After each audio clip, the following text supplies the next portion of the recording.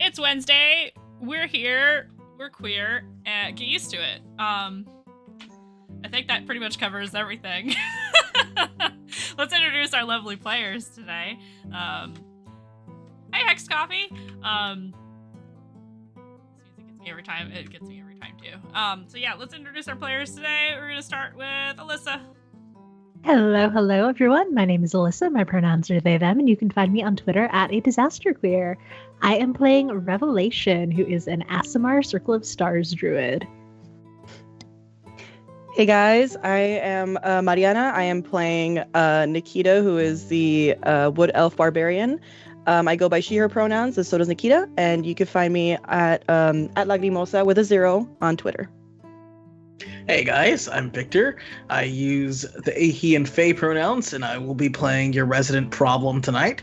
That is our Sidark Fangbreaker, the Tabaxi Rogue, and you can find me at Villain Vincencio on Twitter, where I am promoting a game coming out soon, which is a Descended from the Queen style game where you play a engineering crew for a mech pilot.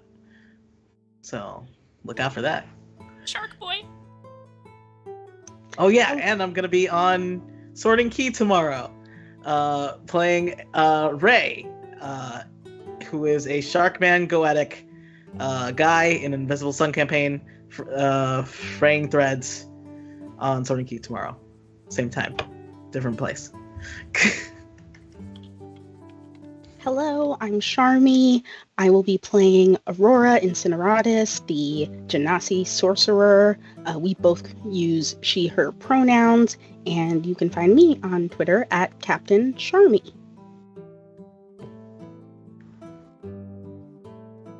Oh, that's me. I knew that. Hi, I'm Aki or Akino. Pronouns are she, her, and I play Dayu. Silver hair, our Bunomancer, also pronouns she, her, and I believe I am gonna be on a very short, brief stream on Bad House RPG tomorrow at 7 p.m. Just talking about the game I'm gonna run. I'll be running Vampire the Masquerade at the beginning of March on Fridays at 8 p.m. Eastern. So, like, if you want a sneak peek, maybe tune in tomorrow and ask me questions about how ask me questions about the Baron of Toronto. Oh no! Oh my God! Is it Toronto by night? Prince of Toronto. I just need you to listen to. Are you doing Toronto by night? It's Toronto by night, yeah. Oh, how horrible. Can you imagine? It's everywhere we go, it's just the weekend. It's playing in the background. Being a vampire is very easy in Canada. Everybody holds open the door for you. You just enter. Are there vampire raccoons? That's what I want. Vampire raccoons? Listen, I are yes. of one mind on this. Are you talking about? Is this because of Raccoon City? Raccoon City is in fucking the U.S. Oh, you have a bunch of raccoons up in Toronto too. Isn't that a problem for y'all? It's not a problem. It's more like they're here. Is it a problem? It's not a problem on my end. The problem on my end is the coyotes. Yeah, see, that's because you're on the outskirts. Down here we have garbage eaters where we're Yeah, downtown. don't y'all have like specifically like lockable trash? Yeah, we have cans? we Yeah, got smart lockable That's trash. because of the trash cans. raccoons. Gangrel vampire moose. Oh my god. Also, no, I'm like in the hub. Like I live on like the line 2 of the goddamn train area. They just came because of the pandemic and they stayed here. I don't know where they live, but they just are seen. I think the coyotes are the new Ninja Turtles. Thank you. Okay. On that note, hi everybody. I'm Mandy. I'm your Dungeon Master this evening and every Wednesday evening, and also Fridays. I really need to streamline that intro, and I keep forgetting to do it. I write for TTRPGs. I'm an artist. You can find me mostly all over the internet at the Mandy, and that's it. That's me. Oh, pronouns she they. But you can call me whatever. I really don't care. Let's recap last session. The party, yet unnamed for the folks at home, decided to go drinking at the Laughing Drow Tavern, and drink they did. Most of the party got quite drunk, with the exception of, I almost said Alyssa, with the exception of Revelation. Brains. And decided to play some drinking games such as Never Have I Ever, which was how they opted to get to know one another, and it was quite fun. Sin gave himself the title of the fastest hands in Okurai. That's in my notes for some reason. Probably. There was talk of bar fighting, which was quickly shut down by Irnasi, the handsome older drow owner of the Laughing Drow Tavern. He said, take it outside or you're going to regret it. And eventually, after a lot of shots and con saves and questions and uppies, decided to go to the schoolyard to play in the playground, and for Sin to show the rest of the party where he grew up. Sin broke into the gate for them. They decided to play on the obstacle course games, where they were caught by one of the lantern lighter proteges of Sinark, Tani, the calico tabaxi, a young teenage gal who was like, are you drunk? Guys, this is really? And was not too pleased to see her mentor misbehaving in this particular type of way in the middle of the night without inviting her to the fun. Sin insisted that he was buying the kids breakfast the following morning, and after quietly making their exit, after some other shenanigans occurred, such as Nikita breaking part of the playground and landing on her butt, Revelation then repairing that aspect, the rest of the party was convinced, probably mostly by Aurora, to then go to the bathhouse to spend the night, rather than to sleep at any one particular person's home for the night. And I believe that is roughly where we left off. You were escorted into one of the rooms at the Lady of the Mist's bathhouse, and left to your own devices. And that is where we left off. I don't think anybody has really done anything as of yet. You've just entered this room, and that is where we will begin tonight, and for the folks at home, we know everybody's lines and veils, and everybody has consented to role-playing in this scene in the bathhouse. So just so everybody knows, everybody's comfy with this. We talked about it ahead of time. So I'll put on some funky music, because now you're in a funky place. Just bring on the 70s porn music. Bow, chicka, bow, bow. Oh my goodness. Please no. Just kidding.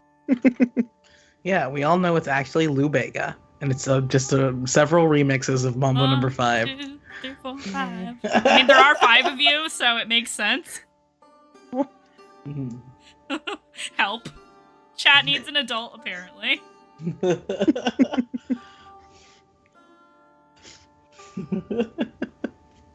you find yourselves in a well-appointed room that has mostly like floor mats and like futons for you to take out from like one of the side closets to lay on the floors. There is a low sitting table with pillows strewn about. It's very comfortable, and there is a sliding door that leads out onto a little wooden plank kind of walkway. But beyond that step down into the area of the hot spring that is private to this room, the suite that you have, is mossy stone. A lot of moss, so it's actually quite soft when you step down without your shoes, if you choose to do so. There's also like a dressing room. There's a side room for washing up before you get into the hot spring, which is pretty standard for places like this.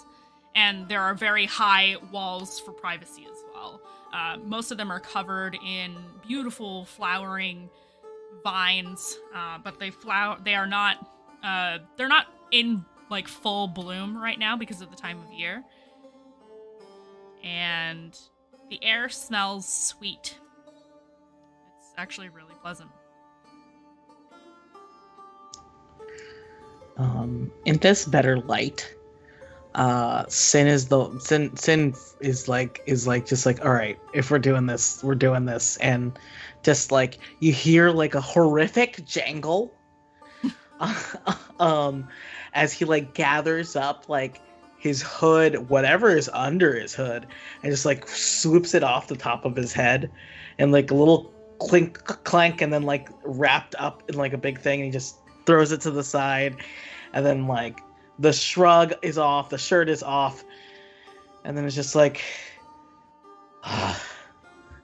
and I think under this light, now that people are actually here to see, you can see, like, instead of like when he took his shirt off, like out by the playground where it was like dark, you can see that like on like he like keeps like the like torso hair like cut like shorter, and like under his pectorals he has like magic tattoos that like show pigment even through the fur, and it's like it has like a subtle glow, and it's almost like the vines creeping along the privacy walls. It's like creep under his pectorals to cover up like his top surgery scars. However, just like those vines out there, they don't have any like flowering on them yet. And he just sort of like rubs his face, and it's just like, I will go ahead and wash up first before we get out there.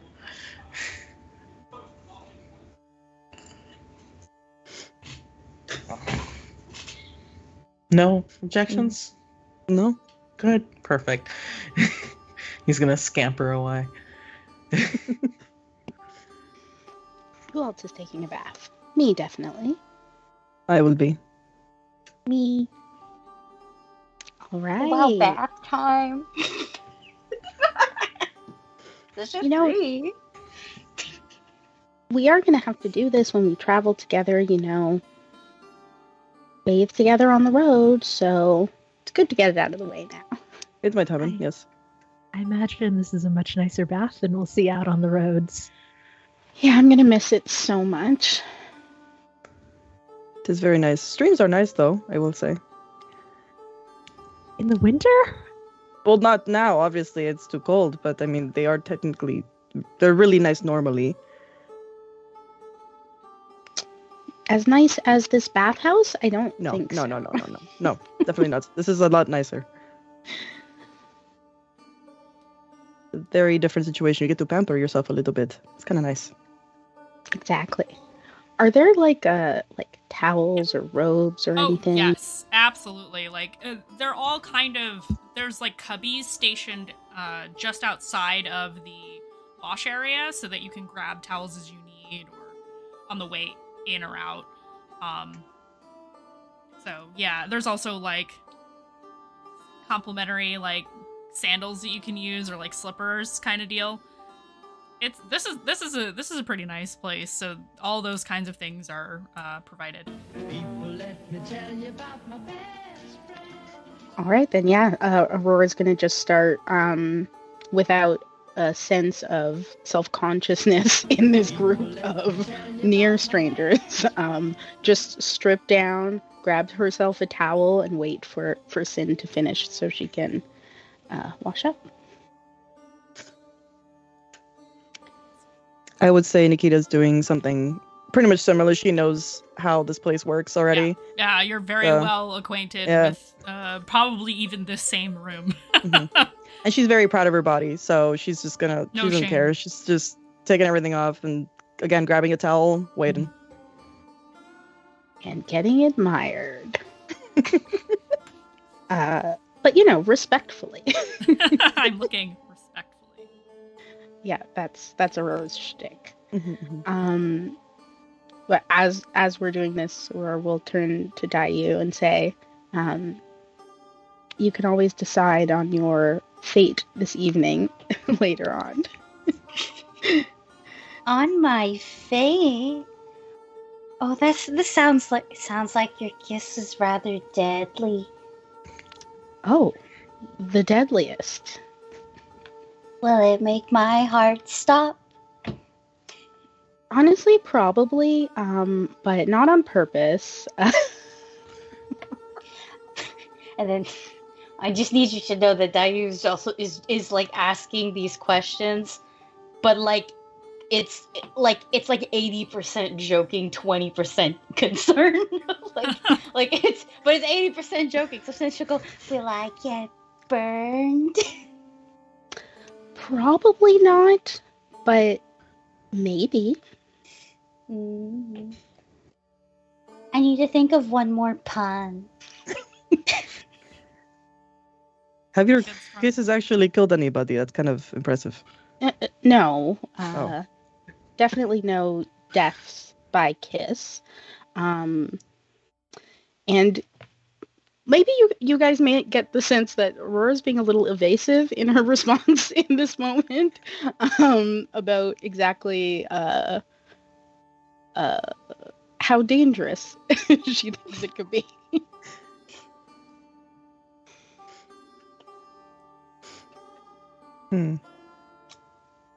I think Dayu would be the only one who probably seeks a little bit of privacy for just changing into a robe. And by that, I mean, like, if there was a dresser and then a corner where a lamp or something's supposed to be, she'll move the lamp and go to the corner. So it's like not really like privacy. It's more like I'm not gonna be butt naked yet. Not yet. PE style, yeah. yeah. We just a little hop on over to the corner, in the corner, just poof, like Stardew Valley where you're suddenly in a bathing suit. Yeah. But in this case, it's like a robe. Robe. There you go. And I think she's totally like feeling up the robe, like this. Oh my god! I don't think it's so fluffy and soft. Yeah, I don't think Dayu has a robe, like a bathrobe, But warm? or anything like that. Yeah, and then she's like, "We can't keep these, can we?" Will they notice? You could, but do you have a big enough bag for that? Good point. I don't. It'll get so dirty on the road. That's okay. I'll just enjoy it tonight. Well, we could come back more often. I mean, if you guys like this experience. Yeah, are there any nice bathhouses on the way to the temple in Southmore? Shall you roll me an intelligence check to see if you can recall? Shit. No. Hey, it's been a while since you've been out there. Been a while.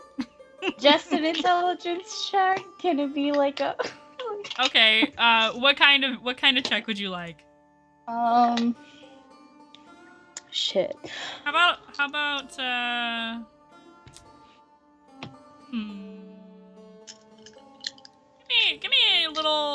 give me survival. You're trying to recall the layout.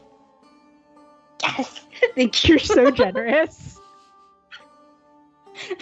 Please. That is 12. Okay, if you think that if you take the main roads to get to the Hallowgate Necropolis, it is not likely that there is another bathhouse at all, let alone a nice one, on the way. There are no bathhouses in Southmore.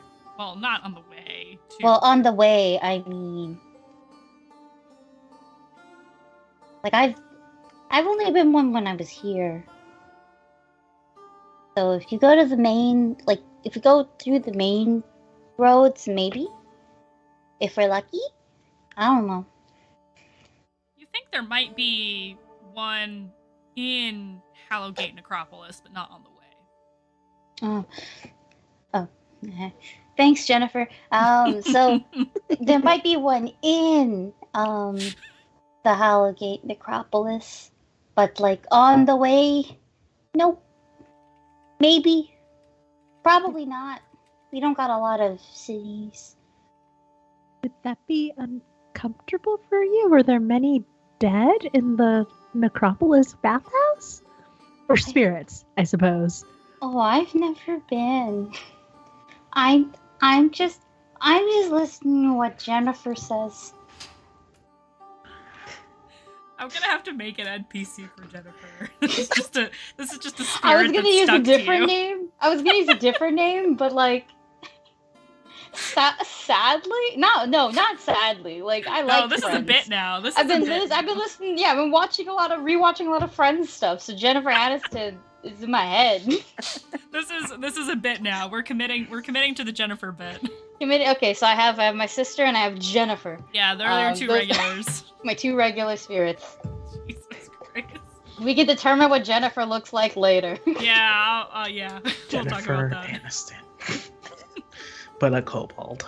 With a wig. Please don't do this to me. I love you. I love you too. God damn it. Yes. Jennifer tells you, we're committing to this now. Jennifer tells you, that she remembers, that she heard there was one there, but doesn't really know a lot about that sort of thing. Jennifer kind of flits in and out of your periphery in general. You picked her up when you lived in Southmore. Right when your powers started manifesting. Oh my god, but she's like, she's not just Jennifer, she's Jennifer the First, you know? Yeah, first of her name, breaker of chains. Dropper of lore. Secrets. Yeah, knower of secrets, connection to the source. Yeah, all those great things. An absolute blessed spirit, honestly. Yeah, I'm looking, I'm listening. And I'm not even looking, it's more like listening, and the ear is like wherever she is, in whichever general direction she's at, and I just go, yeah, it's probably in the necropolis. No idea about along the way, but like maybe? We should stop by. Are there any other landmarks along the way you can think of that might be notable, of interest? Pretty? Hmm. Mm, pretty is pretty subjective. Yeah. I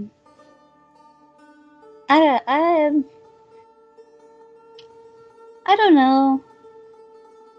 Are there any landmarks? Wait, are there any landmarks, Jennifer? Oh, you were just gonna ask Jennifer now? I can't just tell you things that you know? Okay. Oh well, I mean, yeah, you could, but like, you- I don't know what role to make so for the this. so the DM is telling you, you know that on the eastern side of Southmore, there are some areas that are a little bit nicer, such as the Greenfields Farm, which is like right on the border of the Amaria Wilds. But other than that, in terms of pretty places or nice places, there's really not a lot. Like, there are towns. There's the Burrow, there's the other Shifter Clan areas, but those wouldn't necessarily be classified as what you know most people consider to be nice or pretty. A lot of Southmore is very severe. It's rough country out there.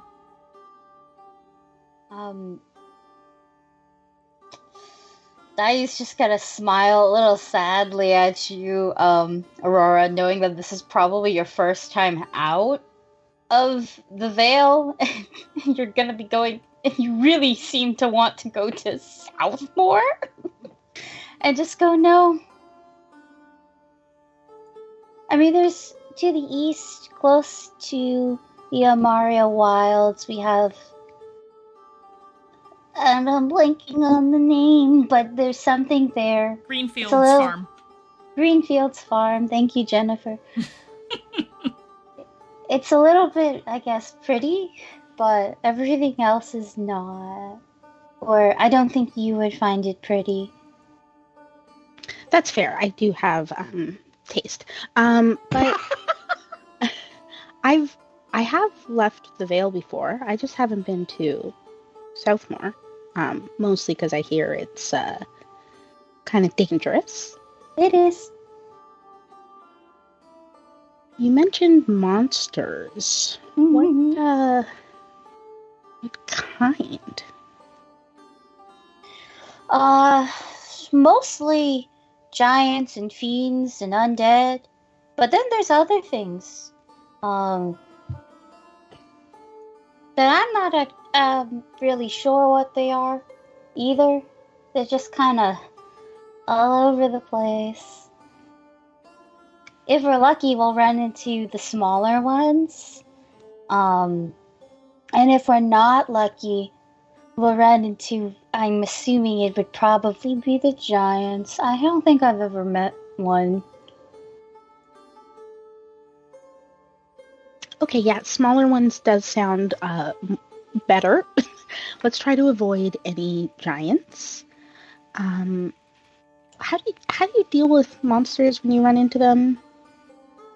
Personally?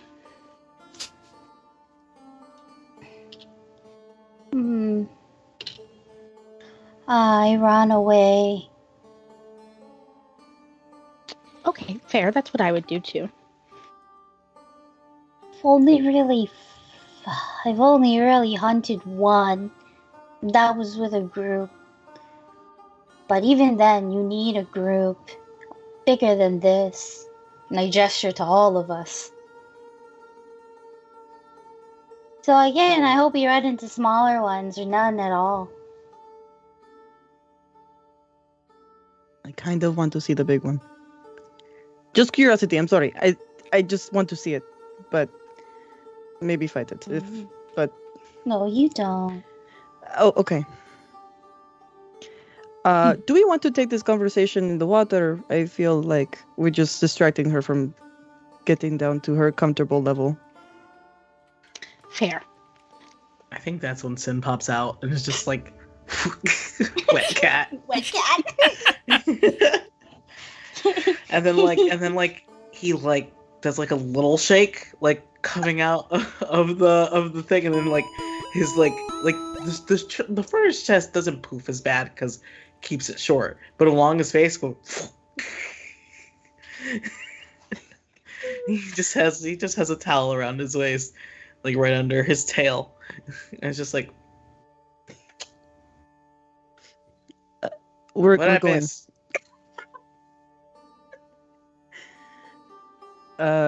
Southbound information, but I think we are going out. Yes. I mean, if you guys aren't like sweaty and stuff, yeah. I know Rev isn't. But, like, Rev is Rev's also still like fully dressed. Rev, do you not want to go into the water? I thought you were Oh. taking a bath. Oh no, I'll join you. And they start stripping, but so it's confusing because the dress they wear is very modest in the front, but completely backless. But they sort of turn their body away from y'all so that their back is like to the wall when they change, and put on a robe. Sin turns away respectfully when Rev like makes this whole production of it, and it's just sort of like, I'm not doing anything. I didn't do anything out of respect for my friend because we don't have that kind of relationship. We're jerks to each other, probably, but is definitely doing it to respect their friend.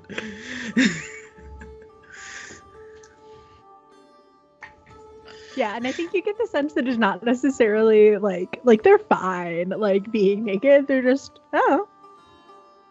but they will head into the bath with everyone else.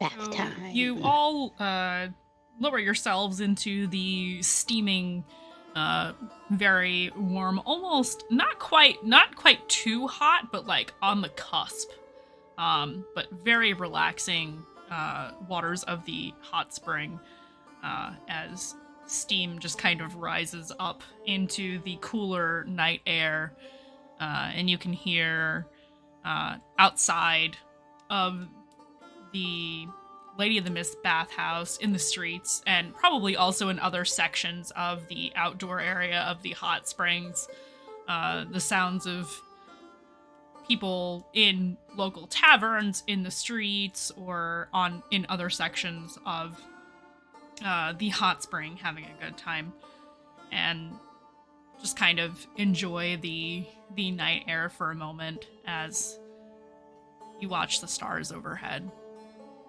through the steam and the mist of the night.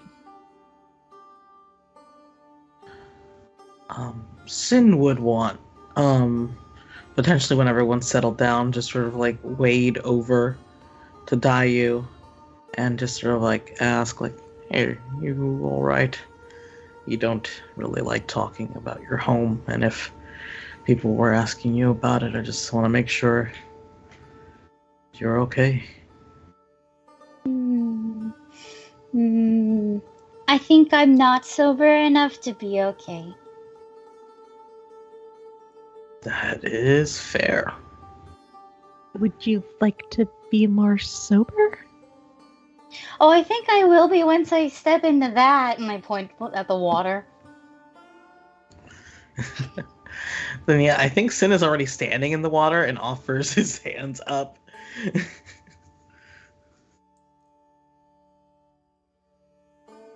Okay, now this is where Dayu's gonna like. She's gonna do this, like, and then think about it for a second, and then turn to the rest of you, like, am I supposed to take this off, or do I go in with it on? You usually take it off. If you want, we could all turn around. It's not a big deal if you want to be like submerged first. No, it's okay. I just wanted to make sure that you wear it in, you don't wear it in. I don't know. She'll just take it off and put it on the robe off somewhere. There's probably hooks or something, but she does not see that. It's like, here's a rock that looks not wet, but perhaps moist, and we'll just drop it there. And I think you're all close enough to see on one side of her shoulder down to like the midsection of her back is like this really fine, detailed, epic tattoo of a monster. But it's cut off. Like there was clearly more to this picture, and it's cut off by this sheer gaping scar that just cuts a little bit from here, like the collarbone. There you go. I'm like slapping it to remember. Let me beat myself up so I can think of words. And it cuts from the collarbone and it wraps around, goes a little down the arm and then to the back as well. And I don't want to get into too vivid details about like what the scar looks like, just in case, but I will say it is 100% like a scar, and there is an indent in the skin, sort of like when you rake your fingers across sand. So there is that, and then Dario will put her stuff back, and then toe dip to test the water before like going in, like with her hands up, like she's not sure if she's supposed to touch it just yet, and it's literally just bloop bloop bloop bloop in submerged. I feel like Sid was still offering his hand and then just sort of like staring a little bit like mesmerized, and then just watches you boop, boop, boop, past his hand.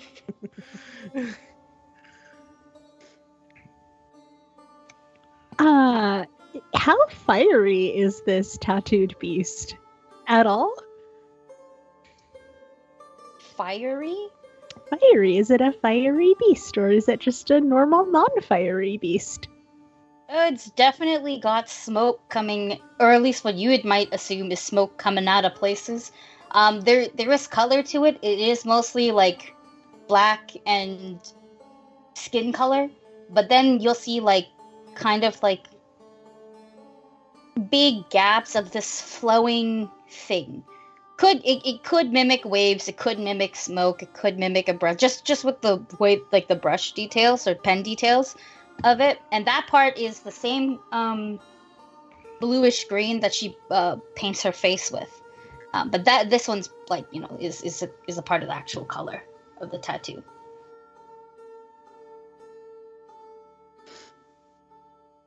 Other than that, I would prefer you roll for it, actually. Y'all asking her about monsters, and I'm like, roll for it. Would you like to roll about it, Rev? Yeah, what is that, like perception or insight? I'm gonna call it, since you were trying to recall some kind of monster lore, I will take history or arcana, which I think are the same for you. They are, and they're a +1, so that's a 9. You're not quite sure what that creature is. It's interesting looking, though.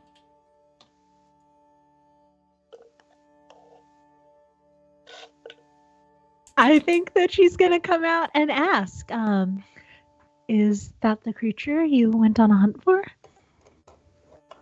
Mm-hmm. Nodding. How? Here, right? Yeah. Yeah. Does Dayu seem okay with the questioning? She doesn't know where you're going with the questioning. She's just kind of like, customer service smile, like just like not sure where to go next. It must have been important to you to be the only creature that you've gone on a hunt for, and to get it marked on your body. Sort of. Like, I guess it's like a rite of passage. The hunt or the tattoo, or both? The tattoo.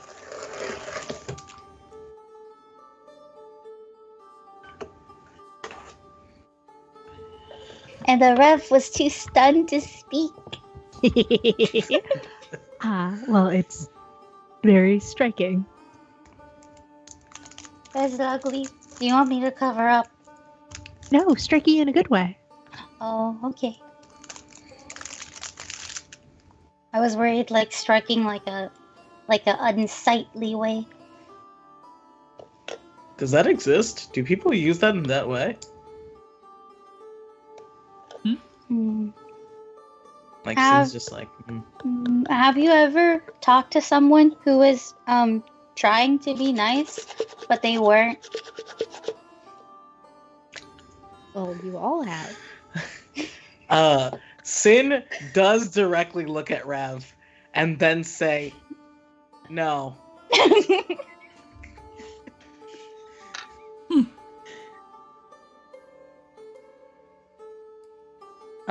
I think when this conversation's happening, I think Nikita, like, which at this point her hair is kind of like moving around, and you can kind of see like these black work tattoos kind of going down her shoulder a little bit, like two lines. And then, yeah, you won't see the neck, but it goes up to like the back of her neck a little bit. Also riddled with scars. She has small little scars and one big one on her right arm, and she's just like doing this motion, trying to decide if she's gonna take off her mask, because she's thinking about the steam, and she's usually here alone, and she's really contemplating just like getting rid of that piece of comfort for her. So you just see her just kind of like, like she's gonna grab it, and it's just no way, I shouldn't do that. Nikita, roll me a d20.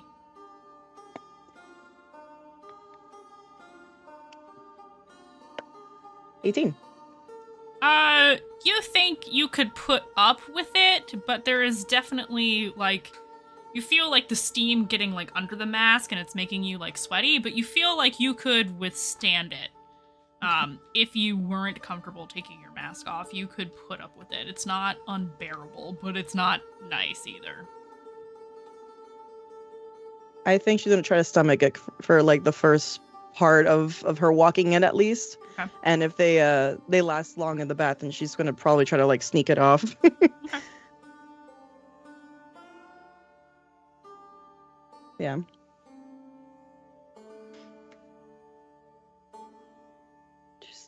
She's kind of looking at Dayu, I guess, and kind of feeling a little bit solidarity for that scar on her back. As Nikita has one of her own. You could kind of see it from her hair, but it's just peeking. What is Same as- Aurora doing during the midst of this conversation? Has probably like settled into some sort of corner of the bath. It's kind of like looking over out at the rest of the group and waiting for the opportunity to see if she can get more information about where Dayu is from, like just on information, not just about where we're going to go in Southmore, but she's also trying to think of ways to like get information about what her life was like before without being too invasive. Okay. Strategizing. As per usual. I think that Rev is not worried about being invasive, at least until she's been told, like, no once. So, as they slip into the bath, the last Dayu, okay, so no bathhouses probably on the way, but what about your hometown? Would you like to stop before we head to the necropolis?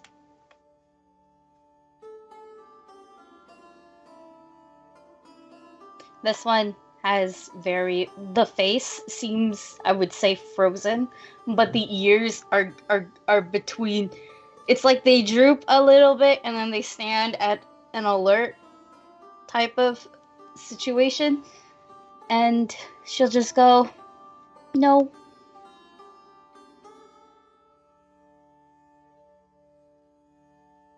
I'd like to roll insight. Okay. Insight versus either persuasion or deception, your choice, and you do not have to tell us.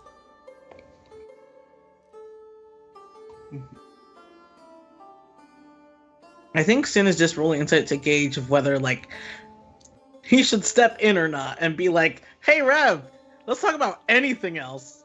Okay. And I rolled a 16. 14 plus 2. Did you say persuasion? I could use persuasion. Either persuasion or deception, your choice, and you only have to tell us the number, not what you are rolling. Okay. 15. Then I think, again, there's nothing that, like, Sin is trying to get from you that isn't just, like, a confirmation that maybe this conversation should stop. This conversation should stop. Could I actually have a small little feat that I think would be really good flavor text for this one. Hey. So, one second. I think very briefly, whereas perhaps everyone else was maybe just waiting for, like, a vocal answer, or was more focused on maybe the ears, or just not Dayu centered, essentially. You might have seen, like, you might have been looking at her face, which was rather deadpanned or frozen or whatever, but I think for a moment you see, like, in her eyes, like, this shock of horror, of terror, of darkness, before going back to her just like chill little bunny self, you know, like one of those. But that's the feeling you get. We should stop. Yeah, I think how Sin responds to that is just sort of like, you know, no, hold on. It would be like, you know, I used to come here with my exes. Like, in this room. Nope, not gonna say that. How many?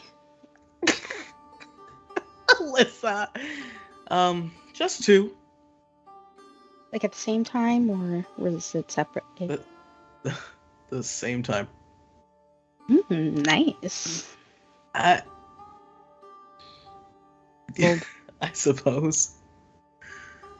I mean, they're long time friends, and now, well, things don't always end up the way that you want them to, right?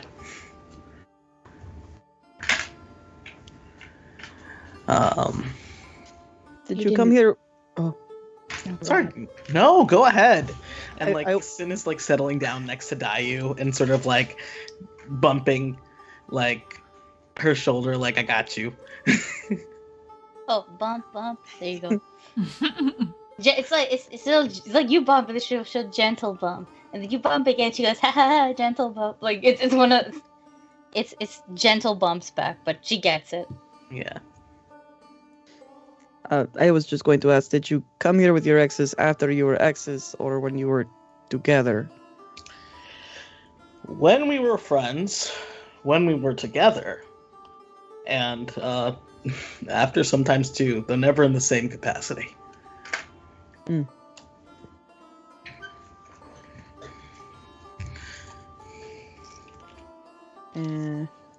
Sin, I never would have pegged you for a double bathhouse date kind of person, but I'm into it. Do I say the obvious joke? Please. I'm asking chat now. Do I say the obvious joke? Oh, Sure, I yes. bet chat will be so into that. We'll give them a second to respond because of the delay. Chat says yes, do it. Sin stretches his arms out back and sort of like does like a little brief hug to Dayu.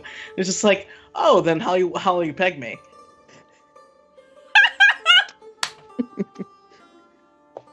And This Aurora's stream is face, rated like, M for mature. Aurora's face like maybe goes like a little bit more purple for a second, and then she just like grins even harder and says, "It's dealer's choice." I mean, Love it. typically, yes. versus when you're receiving. And Sin just sort of like laughs, and is just like, well, I am simply a man who is very close with people. I find it hard to have that sort of fun unless you're very close to people. Are you still close with them? Yes. Again, adults. We end up wanting different things and hoping the best for them. This is why I stick to casual, it's much easier. If you get bored, you would just leave. I mean, technically, you could do that in regular relationships too. It makes you more of an asshole. Yeah, and then people complain when they see you around town, and it's like, ugh, I don't have to deal with that. Can we just play cool? That sounds horrible. That's why you leave towns. Yeah, I have left towns. And while this whole conversation is going on, Dayu is in deep thought, and he's like, pegging, sodomy, and then she nods. And she nods.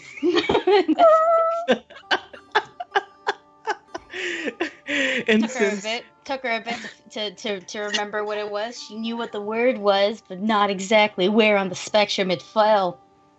Yeah, Sin We're gonna make so laughs. many sodomy memes now.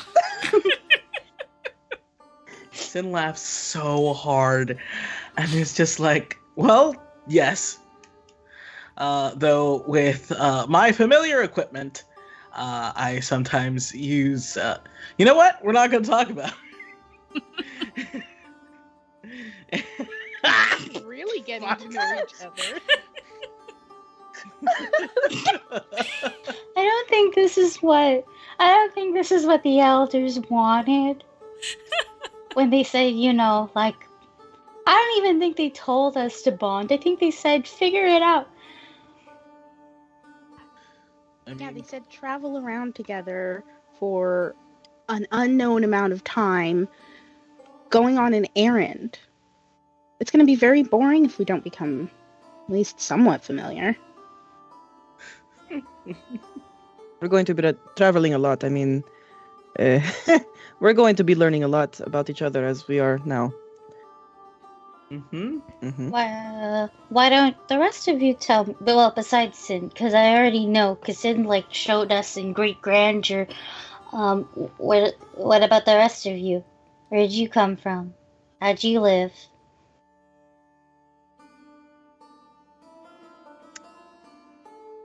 Rev? I can't believe the way that all of you were interrogating Dayu. You will not offer the same. This is Sin in character, being like, "Are you serious, Nikita? What happened? Not so brave suddenly." Oh, don't. You don't want to do that. I don't want to what? Barking isn't something. No. I'm a cat. I'm yowling, probably. And anyway. Talking about my father is not a matter of bravery. I talk about my father pretty often. I mean, I'm pretty sure I've mentioned him from Elysia. I lived in a city near in a house near Wintergate. Just lived with him, and he taught me how to be a person as much as he could, because he was old. Bastard was very patient.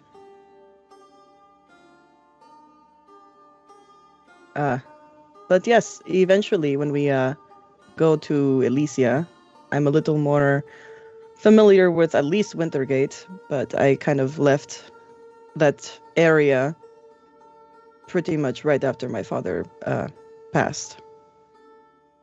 So. Is that the reason you left, or was there another reason?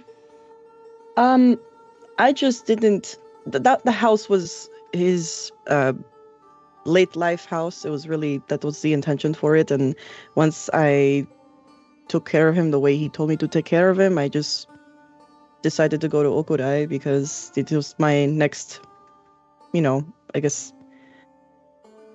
path, because it was tied to him. So I just wanted to see where he came from, and I learned a lot here from that. But I didn't run away from anything. It was more like, it's not my home. It was also kind of a little weird if he's just buried in the backyard, and I just stayed there.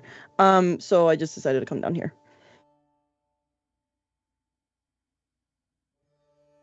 Did you ever have any contact with the druids up there? No, not to my knowledge. I don't know if my father tried to reach out with them or anything, but I personally did not.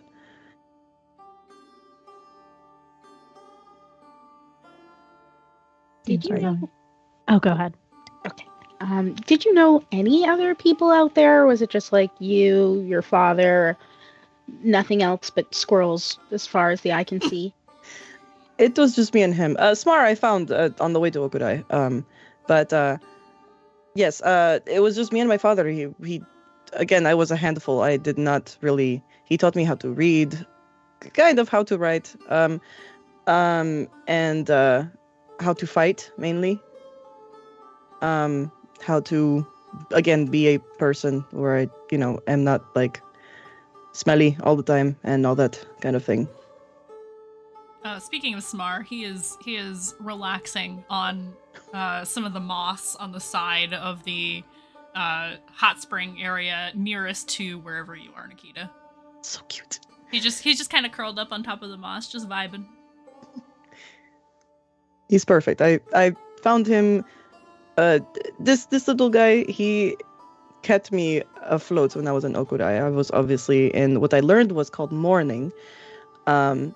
I walked down to Okudai, and on the way there, I found this little harmed thing, and I just brought him back up to health, and now he's my friend. He just didn't want to go back to the wild, so he's in my hair now. Well, not now. Now he's there, but he lives in my hair.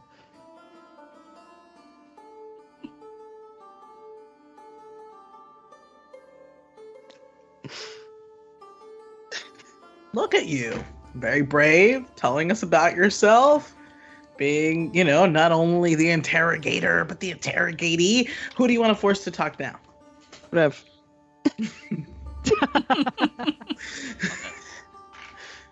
I'm an open book. I don't know why, but Either.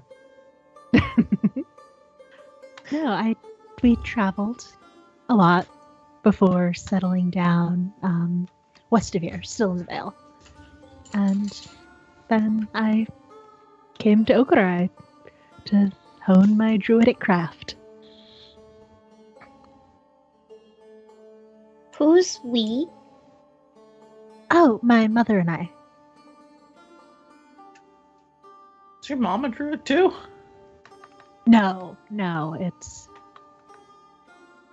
just me. Why? You don't seem to like nature.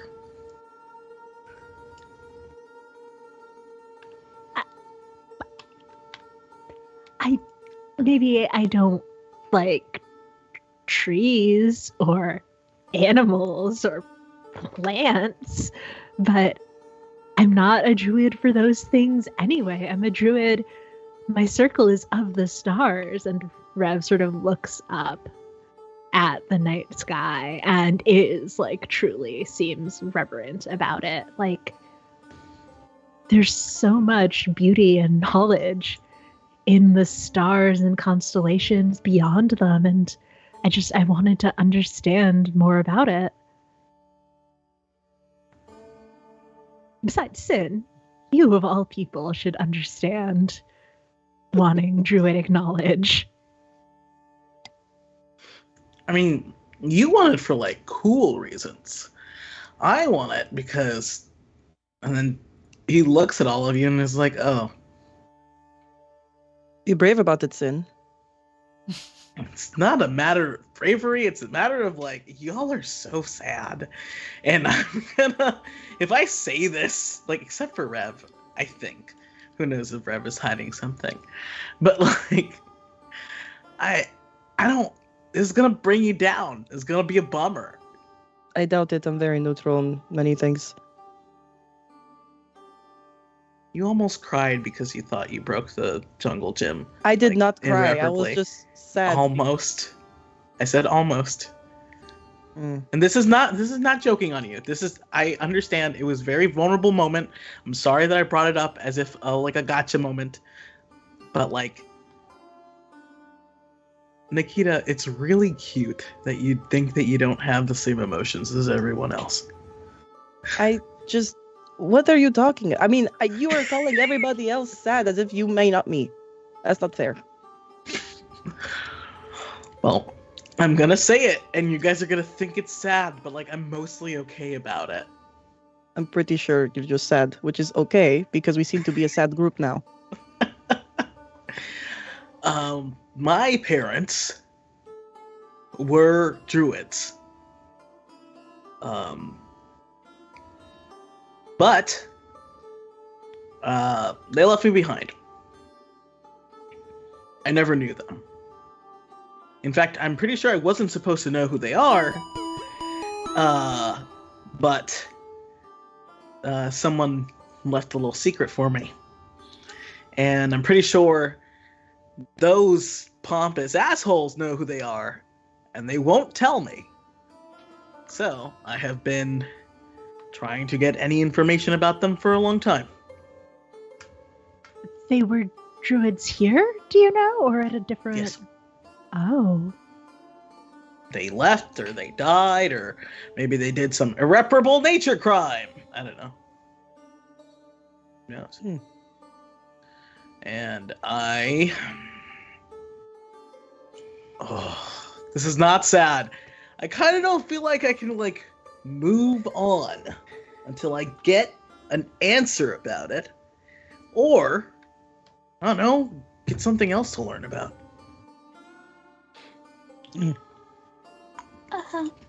I mean, if they died and you wanted to go on a super ghost adventure, maybe eventually I think I can help with that. You know, let's do one thing first and then the other. Let's go save the veil, and then find.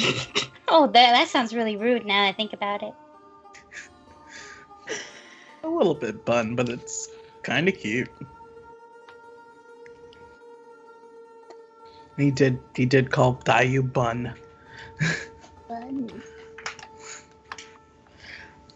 I do commend you for trying to find out where you came from.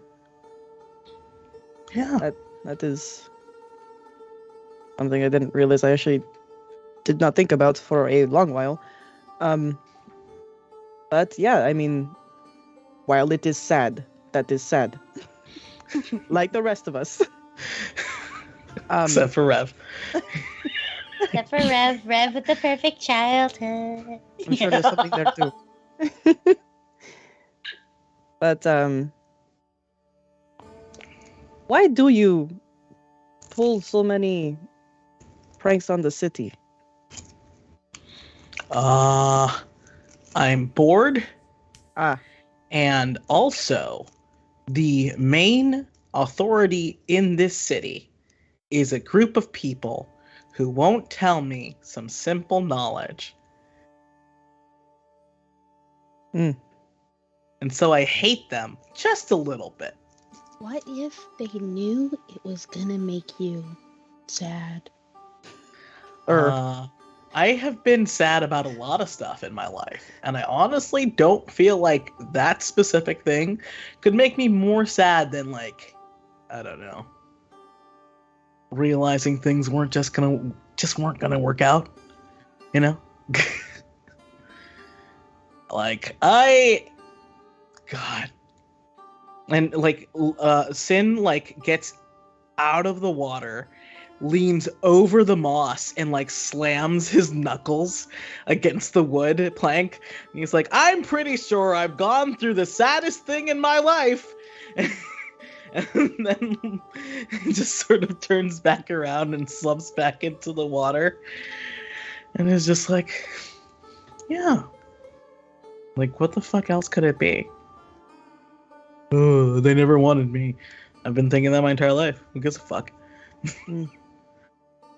I could relate to that. Sorry. No, So,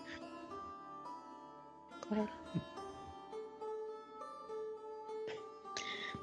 Okay, so what if we do this task and then upon our return, they're talking about how grateful they are, and that's when you hit them with if you're so grateful, then you should share some information.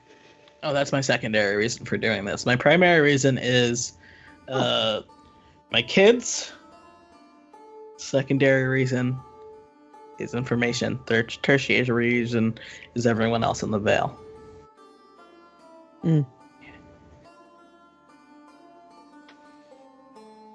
Well, that checks out. Yeah. I'm not a great person. I'm not perfect. But fuck, they know. I mean, part of the reason probably they chose me through this is because they knew that I would do it if people were in trouble.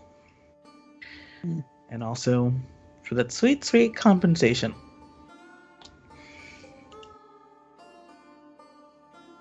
You're so valid. It's Aurora's turn. Aurora, with all the money, it's your turn. I mean, I don't have all the money right now, but technically, yes, my family has a lot of money and influence here. You already kind of know about me. What else is there to say? I like to have a good time. I like to try not to burn things down, thanks, Rev. And, I'm hoping to do something positive that will be looked favorably upon in circles here. Circles? Druid circles? Your mom? Oh, my mom. It's my mom. She's... I don't know if you've met her, but she's pretty annoying and exacting, and she has a lot of strong opinions about what I should and should not be doing, and this is something that she would approve of, and she probably... she's paying a little bit more attention to what I'm doing lately, since I'm living at home, and this is a great chance to show her that, that I can handle it. Are you doing this for her or for you?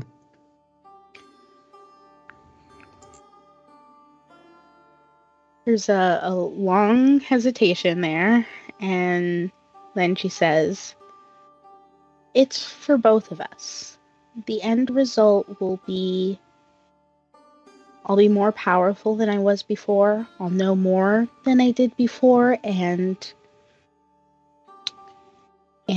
with that knowledge, I can help our family."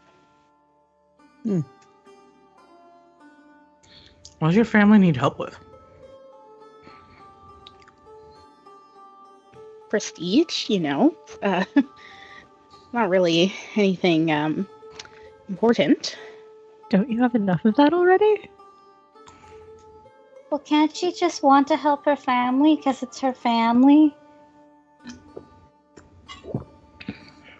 I guess.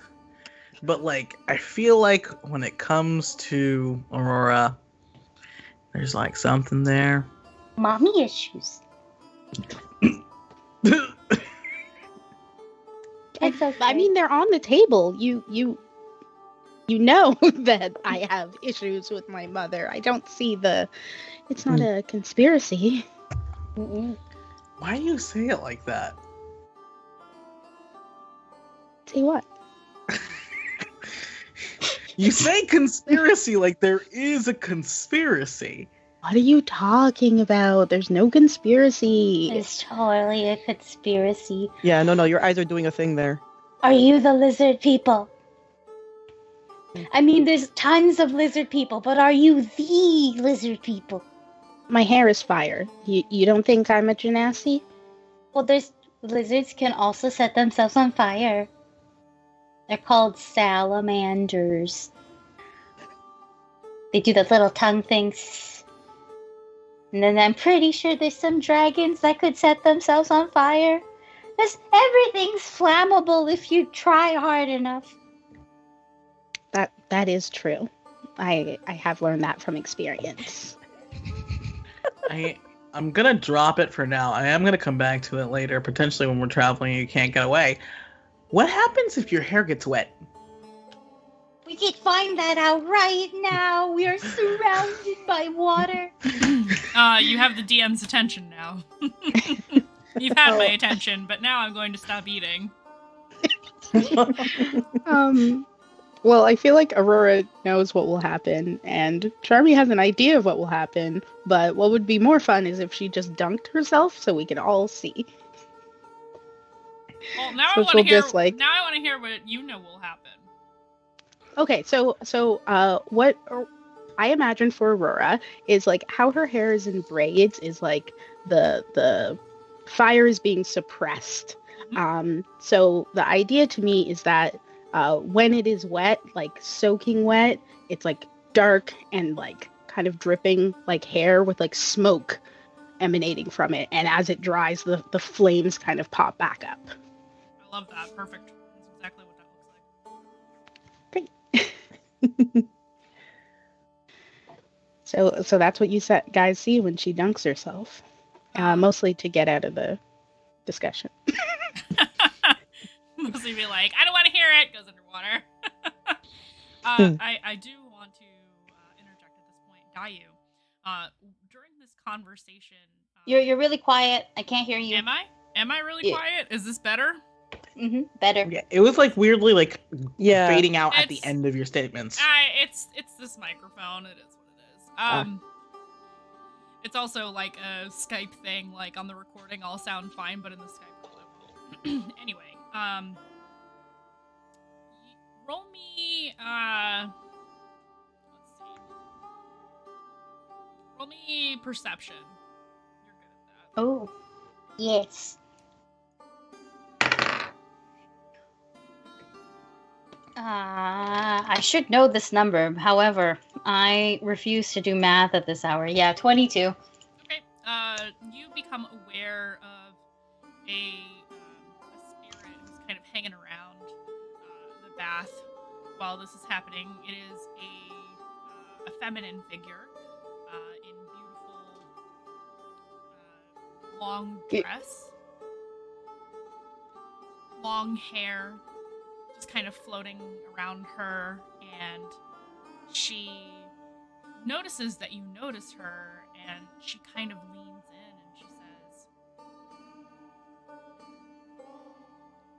you know,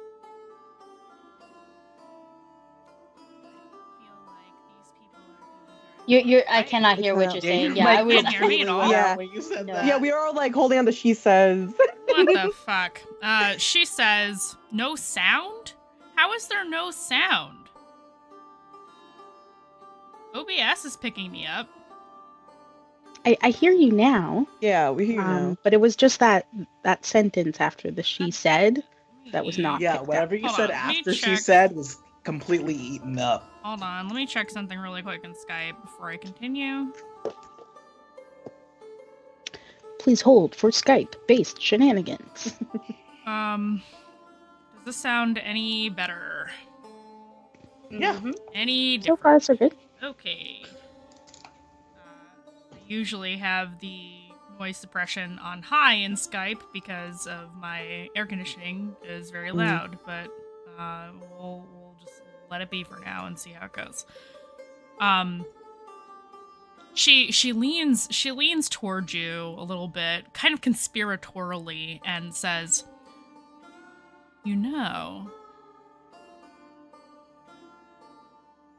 your little friends like to hold back quite a bit. Yeah. Wait, what do I call you first? Oh, me? Hmm. can call me Lotus. Hello, Lotus. She puts her hands over her mouth, and to cover it and kind of make it a little bit more muffled, and just goes, "Yeah, I kind of noticed that too." The part of me was like, "Oh, maybe it's for the quest," and the other part of me is like, "Maybe everybody has baggage." Probably something like that. They are just so sad.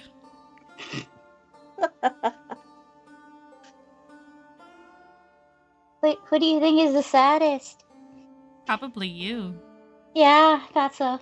But besides me.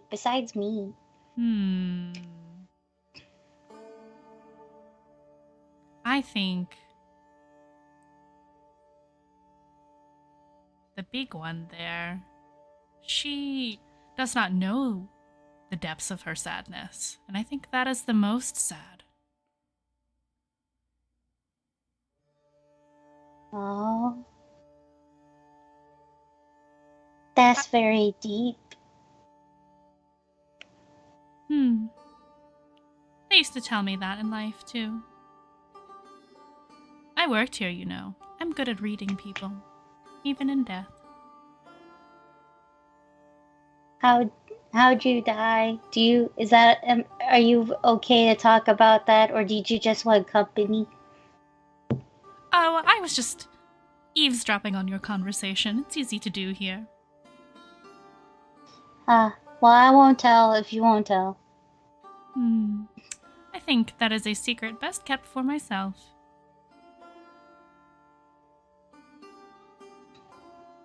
Now I'm gonna look directly at Nikita and just go, "The Great Wall of Sadness." When you do that, Lotus is not there anymore. Mm-hmm. You say this out loud? Yeah. I point to you in a very just like in this nice little gesture I'm doing right here, and just the Great Wall of Sadness. Look, guys, I understand my father passed and everything, but I promise you that I have worked through a lot of those emotions, I think, that I learned about. But I'm fine. I'm really fine. I don't. Why are we focusing on me? I don't know what this is. When Daya talks to spirits, does she just sort of like zone out? Does it just seem like she's zoning out to the rest of us? Or is she like actually talking? Like, I feel like it's really like mumbles, honestly. She's not necessarily zoning out, but it's like, you know, like for her, it's like there's another person there that she's like conversing with, and she doesn't want to be rude either. So she's giving them attention, the same attention you would when you talk to a group of people. But I think for sure the ears would give away the direction of like where she's listening to. So whenever there's like a spirit, the ears just turn to their general direction. At least one does, you know. So and that's kind of like how she's doing things.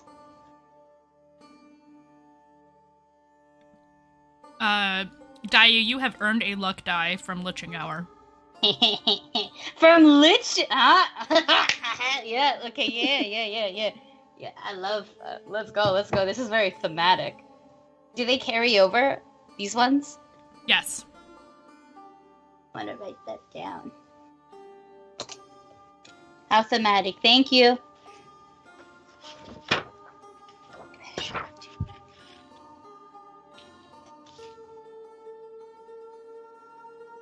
Hi, Distals. Thank you for the lurk. Yeah, Sin does like is it? I'm sure it's not bullying, Nikita. It's not what? It's not bullying. I'm sure we're not just targeting you.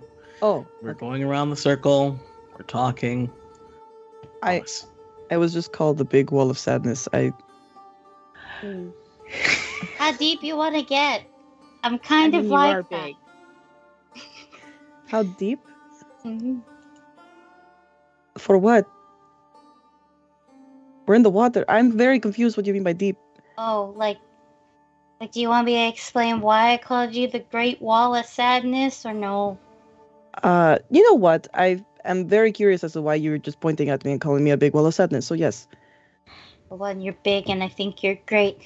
Two, you're kind of built like a wall, and three, I don't. Well, I have a hunch that you don't know how sad it's about to get.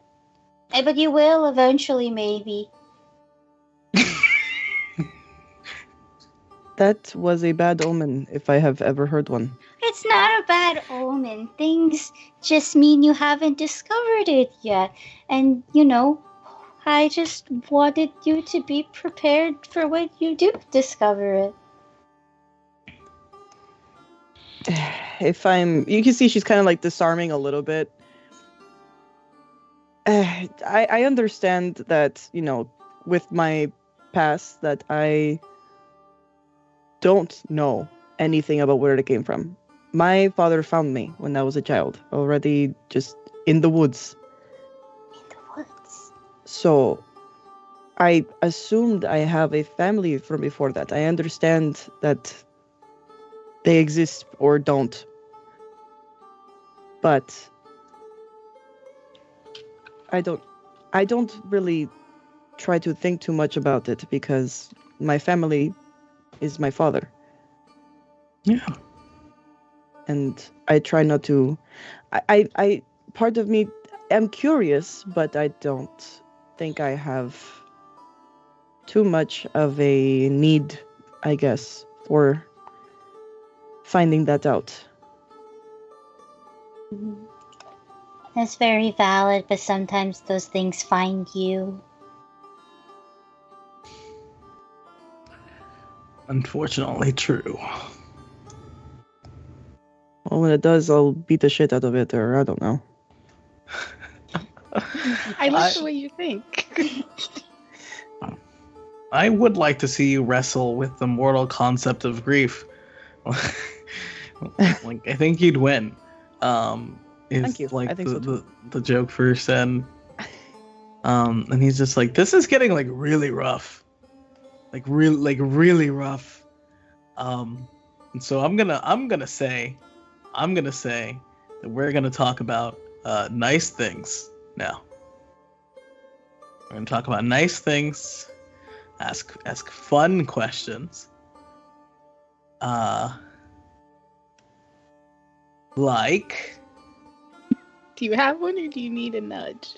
No, I got it. I promise. Like, since just like Tayu, you have never been kissed before. No. Four of us here are very kind and apparently a little bit interrogaty. Well, I mean, you gotta be a little interrogating. We don't know each other that well yet. But apparently we know each other well enough to smooch. That's not something you need to know people well for. Here. I don't know how this works. I don't either. Hey, if you have any questions, I mean, you have three people who are who might have more knowledge for you to ask. Yeah, so like, how does it feel? Because in concept, it's just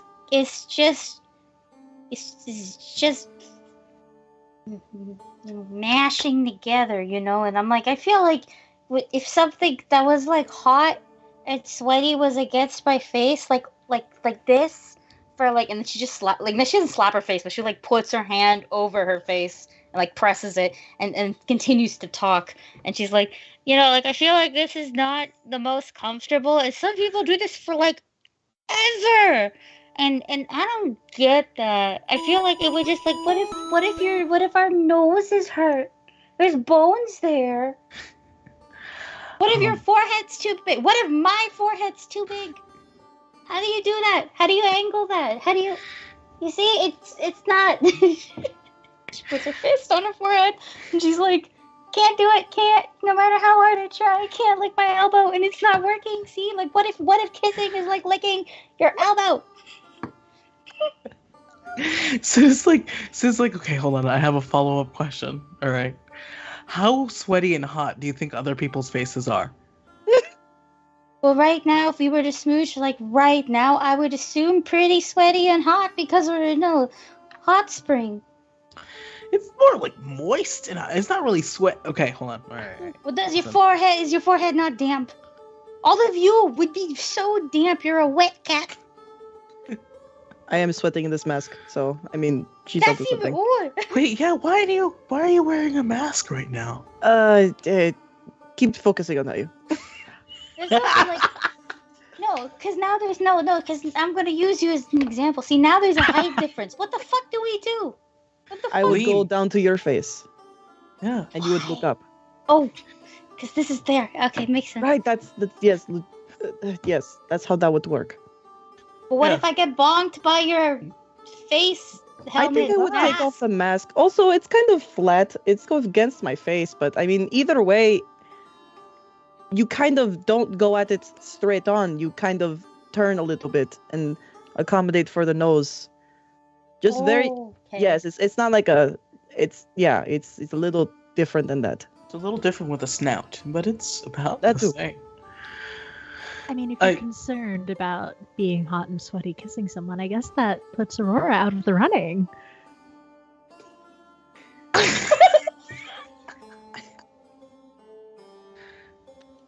I'm not sure if that's a compliment or an insult, so I'm taking it as both. Are you always sweating? No, I hardly ever sweat. I emanate heat. Same. Not the same way. I think the main have a- concept about this. Go ahead. I do have a follow-up question though, which is just if Dayu, have you ever been flirted with, like, at all? I think. Like, other than Yes. us? I think. Did you notice that they were flirting with you?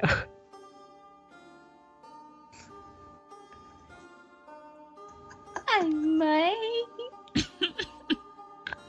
It is difficult to tell. I honestly would not really know too much on this. If had it not been my experiences in the bathhouse and otherwise. I'm not sure how to answer most of these questions, if I'm being honest. Let's just say that if it's not like I don't feel anything. I definitely do. But I never had to think about it, like, cause of things. I had more important things to think about. Like surviving obstacle courses as a child? Like a bunch of other things. There's clan life is different. It's very different compared to here. Let's just say that. I'm going to interject as DM here. Would anybody like to roll about if you know anything about the shifter clans of Southmore? You must be proficient in history. So proficient. Fuck. So whoever Sin is proficient in history, you may roll about it. I think I might be the only one who is proficient in history. Sorry, Anyone Aurora. proficient. Nope. Not That's a amazing. single one of you, except for Dayu. I love that shit.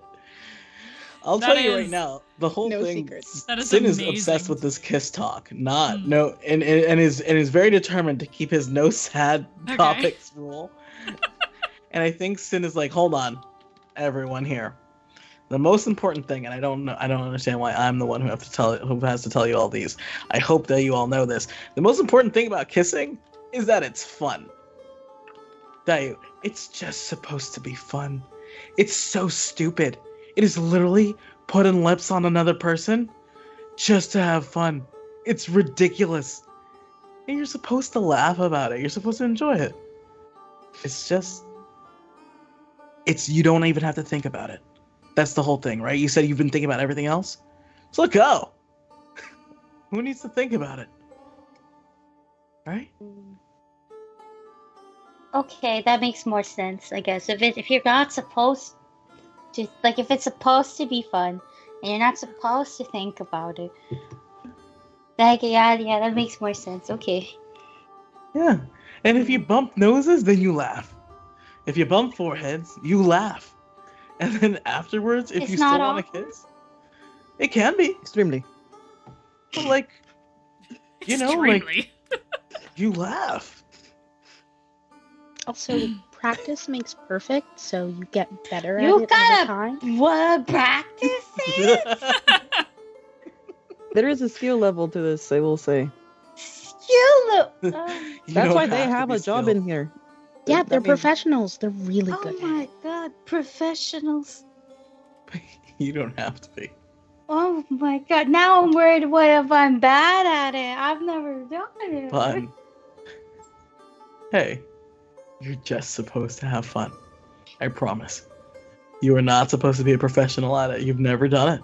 Yeah, but Aurora looks like the type of person who would talk shit about me about it. I mean, only to your face. It better be to my face. I'd be so mean if it was behind my back. And we're traveling together, and I know where you live. Hmm Temporarily. Temporarily. She doesn't live there forever. She burned down her real house. You don't have to keep bringing it up. We all know now. Like, it's not that That's big of what a I'm deal. I saying. still don't know exactly what happened, but yeah. No, sad. Debating on if Maylin would be judging you right now or not.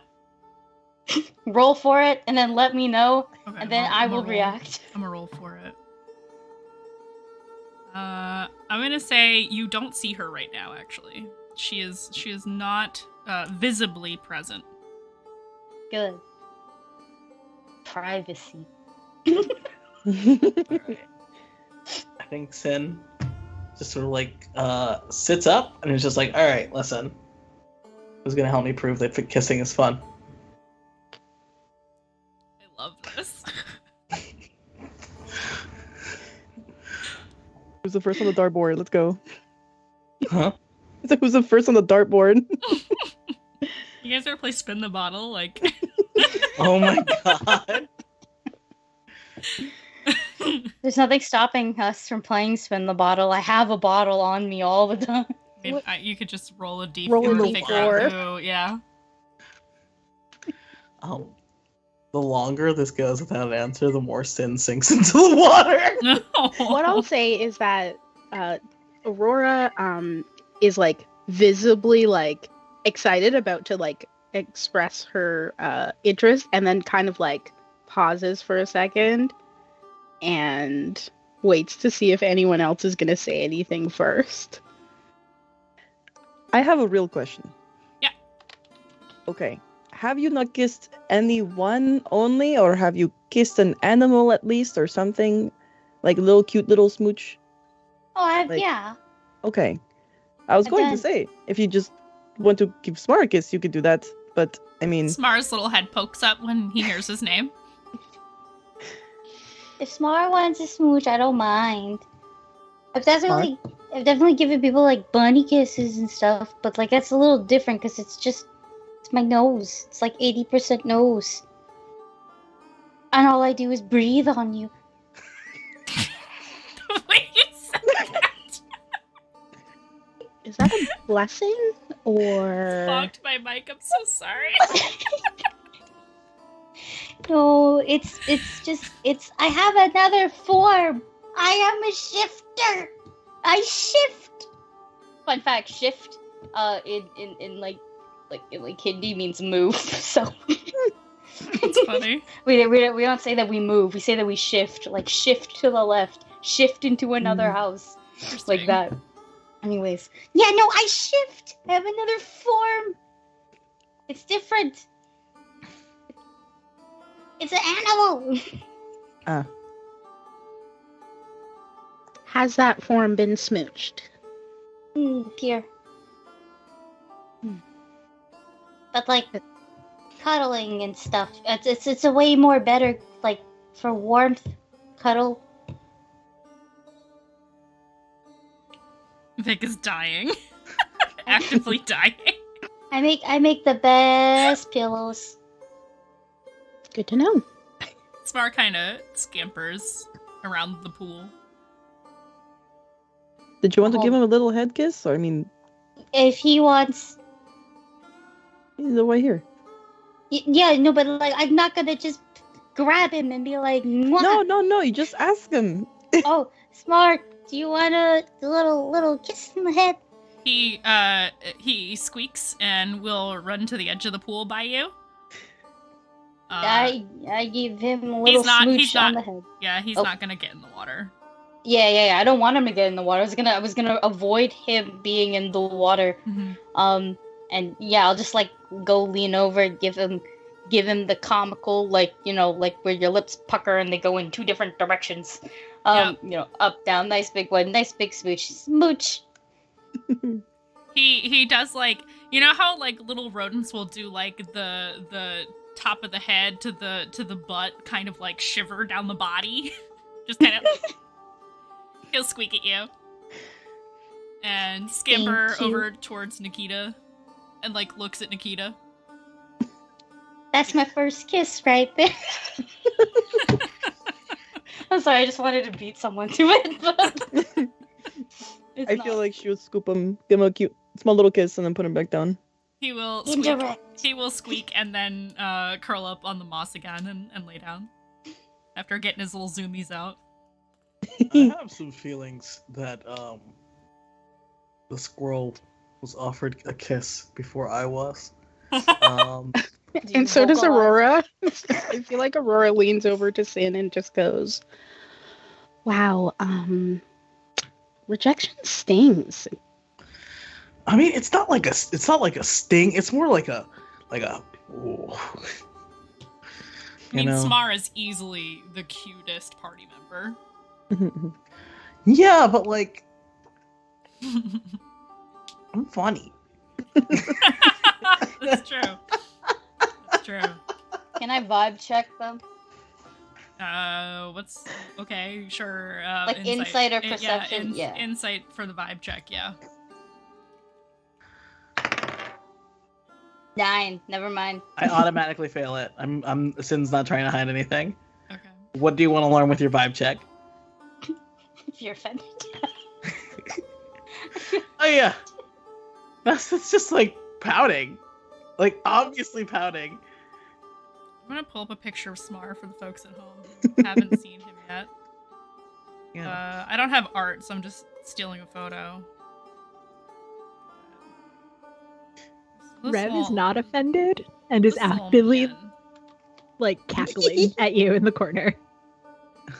That is what Smar looks like for the folks at Adorable. home. He's just a little flying squirrel, little baby. Little tiny baby. It's baby. If Rev is cackling, Sin's just like, Little listen, bad. it's probably just because you kiss bad. Damn, somebody saw How dare you? What? Can't prove it? Only one way to find out. I'm no one's second choice, Sinar.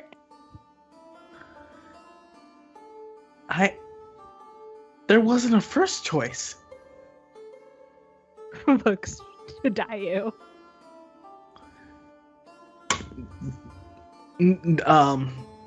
Hold on. Hold on a second. I was openly asking everyone if anyone would like to try to show how fun kissing could be. It was an open invitation. There was no hidden, ooh, I hope this person says yes.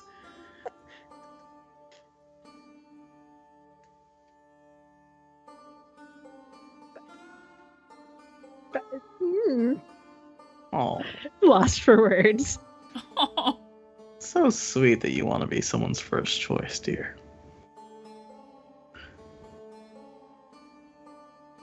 Don't you? Yeah, of course. And I think Sin's gonna try and put the moves on, if that's okay. Like Sin's gonna wait over and be like, okay. first choice. Can I kiss you, Rev?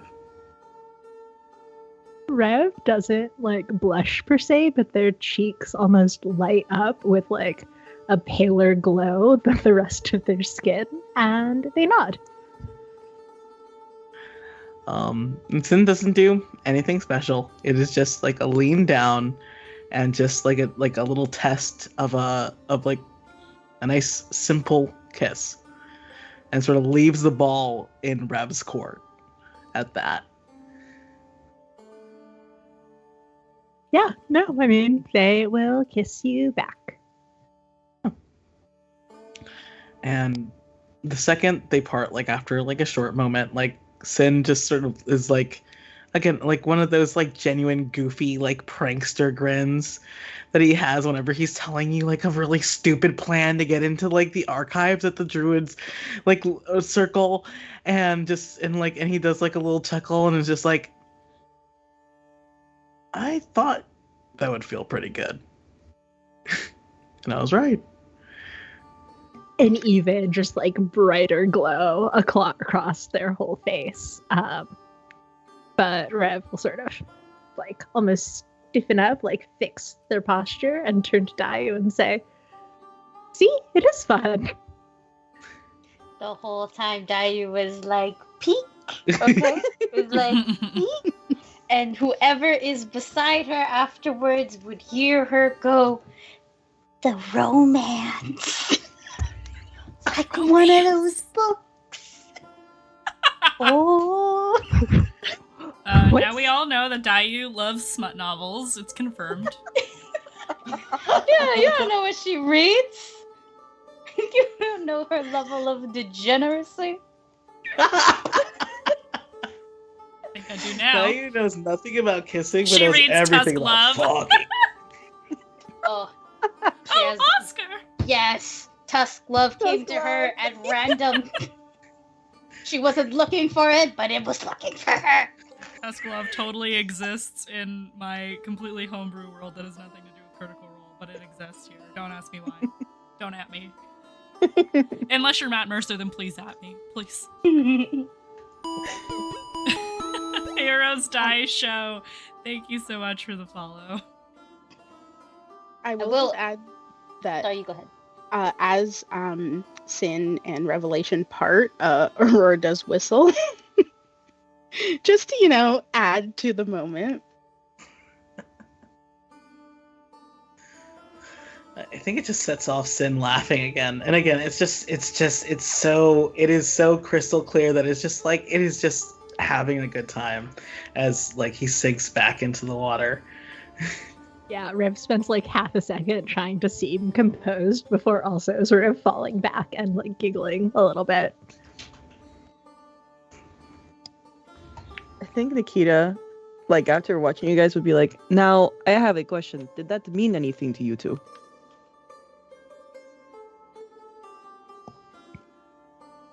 Romantically? Potentially. I mean, you guys have known each other now. For me, it means that I trust Rev to not like stab me in the throat if I'm gonna like try and give them a smooch.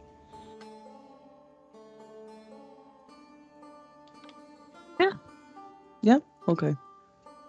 It means Does that it- I trust him. Does it have to mean anything else? No, I was just wondering because I've never really had it mean anything besides just fun. So.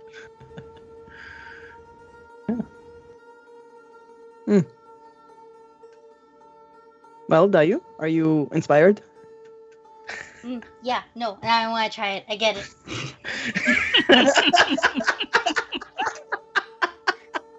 It looks like fun. I don't know how. I mean, Aurora offered first. It's not gonna be good though. I don't think it's gonna be good. Like for you, I mean, because your taste. Oh. Damn. Says one of the spirits in the back, not Jennifer. I am happy to help out in any way I can, but you don't have to choose me. If there's someone else you would prefer, and kind of like glances over at Nikita, then at Sin, tries to gauge Dayu's reaction. The equivalent of like that, like a rodent meme doing this. But like for everyone. So it's more like, oh, I don't have a choice. I got one set of lips, so everybody is just going in an order of who wants it. It'll probably be in various degrees of weird. Well, I'm happy to be first. And Aurora will cross the bath towards Dayu. And then just as she's leaning in, just say, I'm sorry if this is a little more shocking than expected. And gives her a kiss. I guess smooched. Smooch! Now, what do you mean by shocking? What happens? My lips burn off or something? I was gonna say, we were all concerned about fire. Should we be concerned about electricity? Do we want to roll about this, Charmy? Rolls an unarmed attack. I feel like the excitement of the moment means we should. Okay, would you like to roll the D100 or would you like me to? You could roll it, then I'd know nothing. D100. Oh my god, I'm about to meet Jesus. You are fine. Nothing happens.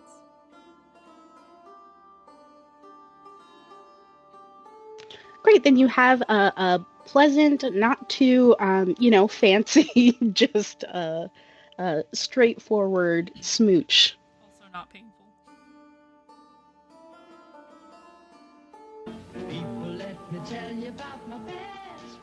It made a sound effect. I tried to do. Thank you. I was like, that didn't work for some reason. And that's the first. That is the first. Congratulations. There is no prize. I mean, the kiss is the prize. The award, the bragging rights, the deepening of our friendship. Did you say bragging rights? Who are you bragging to? I mean, I don't know yet. There might be somebody to brag to in the future. What if somebody asked me, like, what was the, most dramatic kiss you ever gave? I might be like, well, one time I gave somebody their first kiss after really interrogating them about their romantic history. Rev looks at you almost disappointed and says, "This would be your most dramatic story?" Well, it would be on the list of dramatic kisses. It's more the other shenanigans that are more exciting. I once kissed someone hanging upside down in a trap. That is impressive. You were That's upside down? hot. Yes, I was upside down. Were they the one who caught you? No. Oh, that would have been so good. No, technically, and you never learned this, Nikita, you were the one who caught me. Did you kiss? No. Just checking.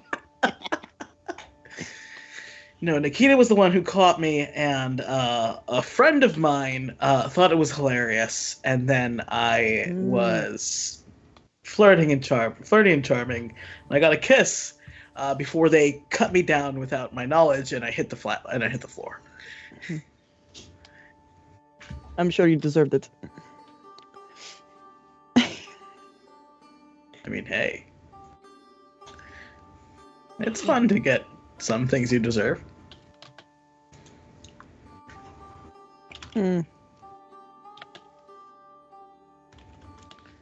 Well, Did anybody else want another one? Or, I can try to make it more dramatic for you. Just handing them out. It's not that... No. I feel bad now. Because you might get Got the her same hooked. experience. Just everybody lines up at the kissing booth for Dayu specifically. Don't worry, I have ways to make it more exciting, I promise. Let's go. There you go. Strawberry milk comes out. Oh, we got the cards. We got the cards out and everything. God damn. I got a way to make it more exciting, I promise. I think Sin is just like Nikita's the only one who hasn't been kissed I'm sorry? No, I've been kissed before. right now. Here. I understand. Well, I mean, and Nikita's gonna outstretch her hand to Dayu. Do I take it or do I kiss it? I'm not sure about this gesture. Take it. I mean, if you want to be kissed. Oh, okay. Wait. Do you want it to be different? Because I realize I'm so boring. You're what? Make it less boring. You're not boring, but I Are your mean, cards in the water? Is my question as the My DM. cards are waterproofed. Are they? Is that a thing in fantasy world? They're waterproof. Wax? Yeah. All right. I'll allow it. We just go to Normally the I temple wouldn't, now. We need but- it now. Just... I'm sorry. you're not boring. I mean, this is what you want to do. I mean, if you are comfortable, take my hand. And I take my hand. She is Like, you can drunk, see so this- the giggle is.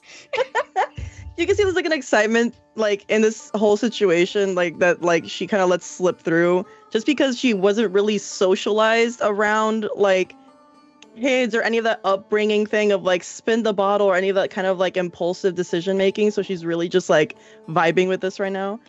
Don't worry. Same boat. So she's going to pull you from where you're at and to kind of get like near her, and she's going to with one finger just tilt Dayu's head up. And then wait for like a cue that Dayu's okay with being kissed in that moment.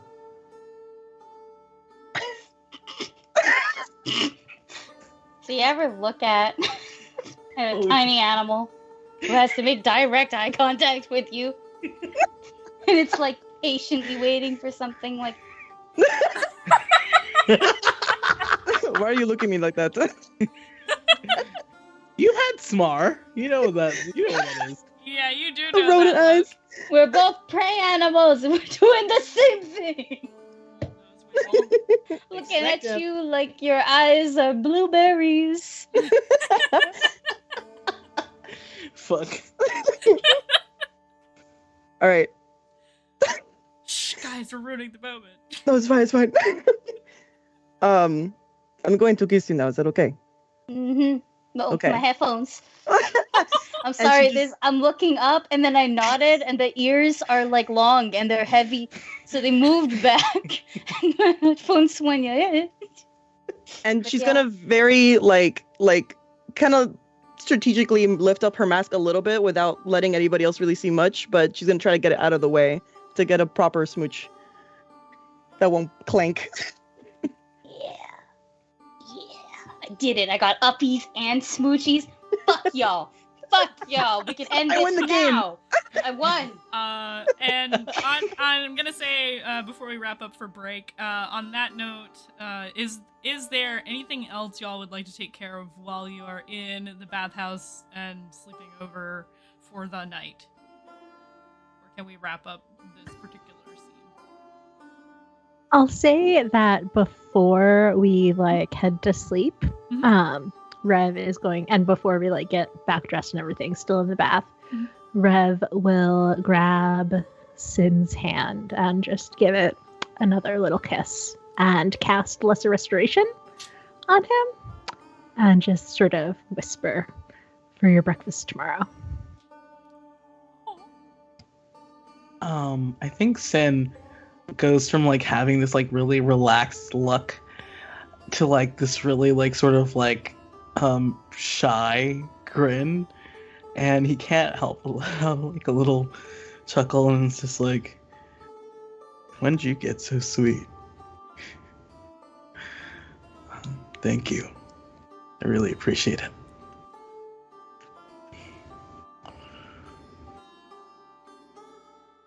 Just like the books.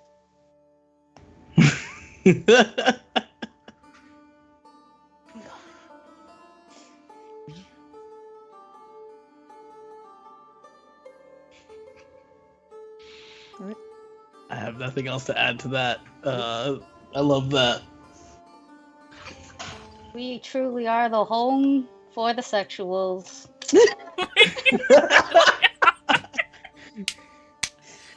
Raise your hand if you're super gay right now. We got whatever the hell Reb is.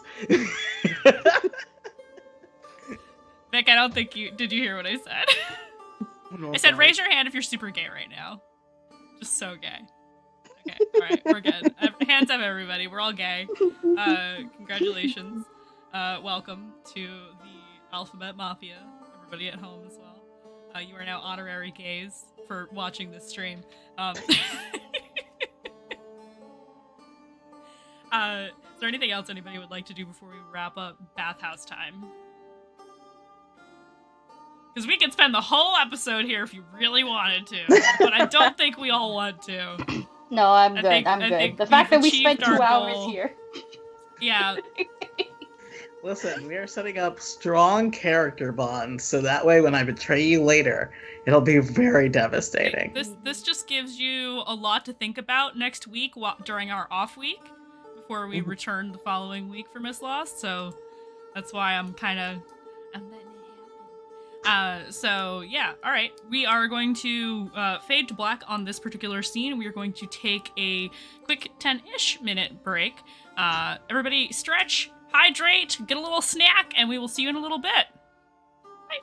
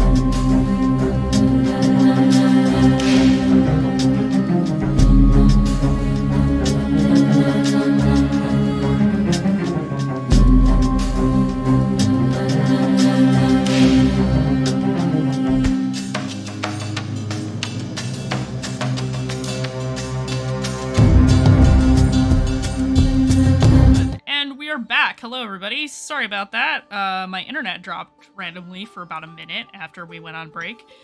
So everybody keep your fingers and toes crossed. Everybody at home too, please, so that we can get through the rest of tonight without any more internet-related issues. Amen. Or whatever. What did people even say? I don't know. So we, during the first half of tonight's game, I see there's a lot of new faces in chat. Welcome in. Hello. So let me give a quick little recap of the last couple of episodes here because we have a lot of new people. I'm seeing a lot of new faces that I've not seen before. This is Mistlost. It takes place on the world of Terra.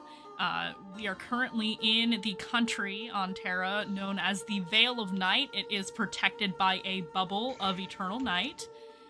We are in the capital city of the Veil. It is called Okurai. And these 5 very different adventurers have been assembled by the governing body of the Veil. They are known as the Kaligo Shirai. They have summoned our adventurers to go on a quest to visit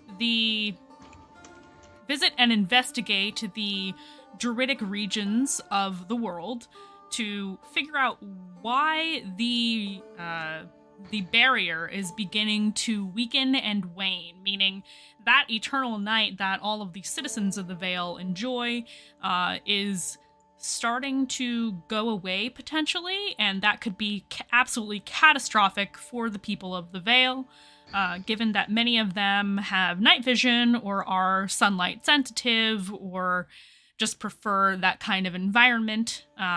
It is also threatening the source of the magic within the Vale, which is the mist that often fills this place and does not really occur in other regions of the world, not this type of mist. And so now armed with the knowledge that their home is in grave danger potentially, they have been given 3 days to prepare, say their goodbyes, and apparently relax and have fun before leaving Okurai and leaving out into the world beyond the Veil, to the world of the Sunwalkers, which is typically referred to as people who do not suffer from sunlight sensitivity. So these individuals have decided to go out drinking and get to know each other because they were not necessarily all very close before, and have ended their first night, at the Lady of the Mist's bathhouse, which is one of the local brothels in Okurai, to have baths and smooch each other, apparently. And that is where we left off. You've all had a long rest at this point in time. So if you need to, for whatever reason, to mark that on your character sheet, please feel free to do so. In D&D Beyond, is there anybody who does not know how to do a long rest in the sheet? No? You're all good? Okay, so you can add a long rest to your character sheets. And it is morning now, although it is always night here, so it is really the equivalent of wake-up time for you all. And Is it safe for me to assume that Synarch is the first one up because you have business to attend to? Okay, do you sneak out of the room? I don't think Synarch sneaks, Okay. but like he is trying not to wake anyone. Mm-hmm. Oh, what are those 1,000 biddies for, Bash? Who's that for?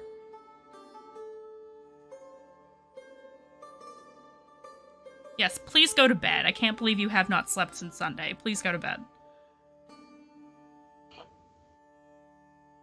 That's just... yeah, please. I will just divvy up those points amongst the party then, since you're going to bed. But yeah, Sorry, like please. I think Sin is just trying to like leave without waking too many people. Potentially like talks to like the front desk about bringing breakfast up and pays for that before like he leaves. Okay. And then it's just headed off to the orphanage.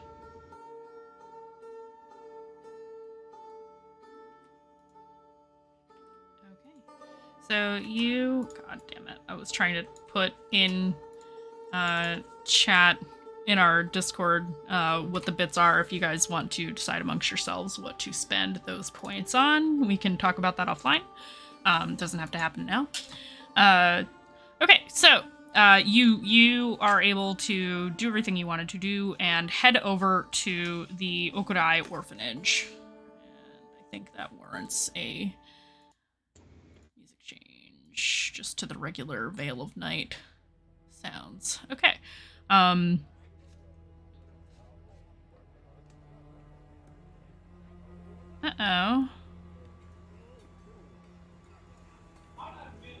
Oh, looks like somebody was auto removed. Maybe it was a bot. Auto ban detected, blacklist. Okay, go ahead, whatever. Love those.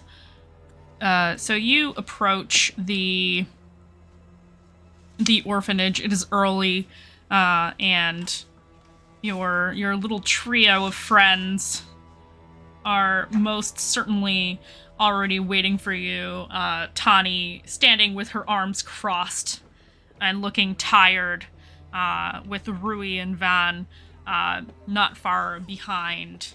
Each of them are up and waiting at the gate for you. Yeah, and again, like his body always wakes him up, no matter how much sleep he's gotten. Mm-hmm. Like at the lantern lighting time, like when you've like done it for that long, it is automatic. And so like it's not, they're not waiting long. And Sin just sort of like gives Tani like an apologetic smile, and is just like, ready for breakfast? I want pancakes. As many as you like. Yes. Rui is rubbing his little kobold eyes and kind of looks up at you, and he says, "Can't we just skip class today? I'm tired." Let me tell you the news that I have for you guys. And then afterwards, we'll see how you're feeling and we can talk to the teacher. Okay? Van is just kind of watching all of this happen. He's staying quiet. Anyone wants piggyback while we go? Rui immediately raises his hand. Me! And Sidark turns around and leans down and sort of like does like a little crouch to let Rui jump on his back. He absolutely hops up on your back immediately, and is like, "Yes, I got to say it first."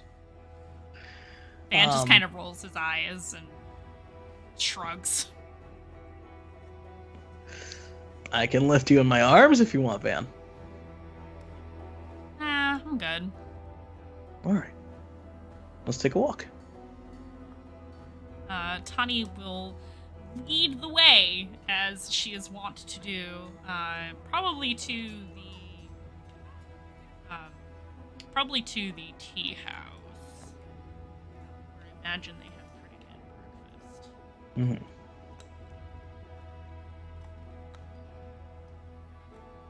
And he doesn't take any time.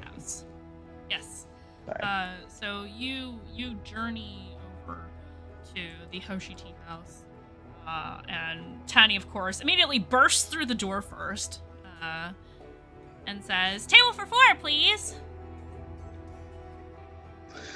And Sin follows, and Sin lets her like lead the pack on this, which I don't think happens often. I think he usually tries to sort of like rein Tani in. Yeah. So when you were all seated at a table, and you've ordered a variety of delicious breakfast foods and tea or coffee, as Tani insists on having. She insists she's old enough now to drink coffee, and so has ordered some for herself, probably not even knowing whether she actually likes it or not. Just wants to feel more grown up. And she looks at you across the table Rui is sitting, Van is sitting next to you. Tani and Rui are across from you right now. And she is just, like, the tea is being served. She got her coffee. She picks it up and takes a sip and just watches you over the rim of the cup. Yes, little cat. You're leaving, aren't you? I am going on a trip. I knew this would happen eventually. You knew that I'd go on a trip eventually? I hope so. Everyone deserves a vacation. No, but you're leaving. No.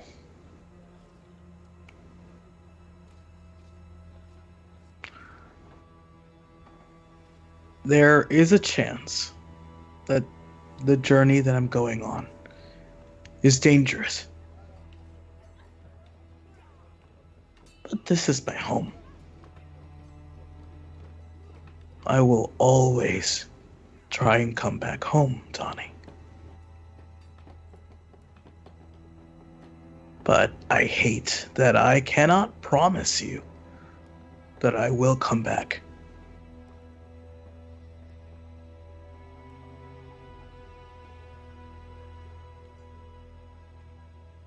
She looks away and sips on her coffee. And Rui looks up at you and he says, well, can't I come too? I'm bored at school. I don't want to go to school anymore. I just want to be with you.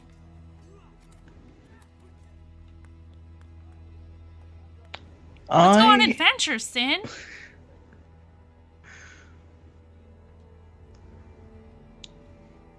Mithril would be very mad at me if I took you. How come Mithril's not here then? I haven't told Mithril yet. Telling us first? Yeah. Well, I want to go on adventures, and you can't stop me. I'm going to follow you. I can't stop you. But Rui, I'm going to ask you, please, finish school first. I'm going to be old enough to leave next year anyway. All Kobolds right. age differently than other kids. I know.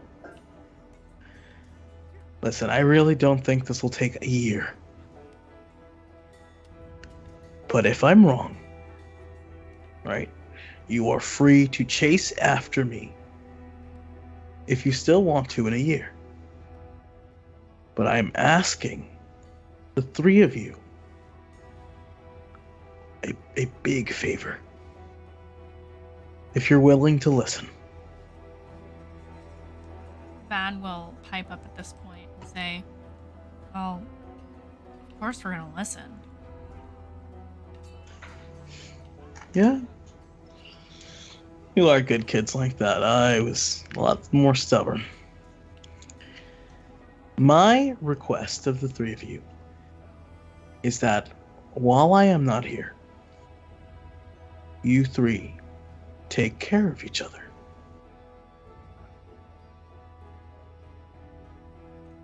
They all look at each other.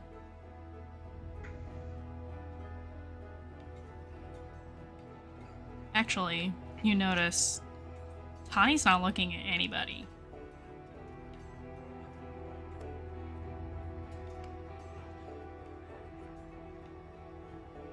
She's looking down at her coffee, and you see big tears in her eyes.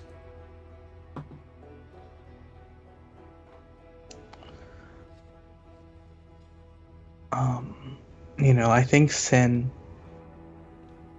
just quietly gets up from his seat and sort of takes a place at the side of the table where Tani is sitting and kneels down. And it's just like,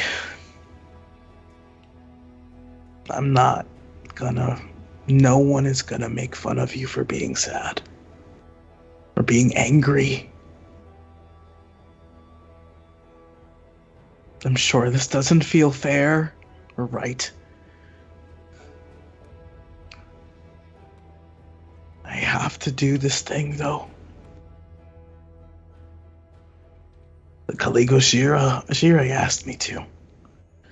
And usually I wouldn't give a flying fart what those 5 had to say. But it's about keeping the veil safe. And you, the 3 of you, are my veil.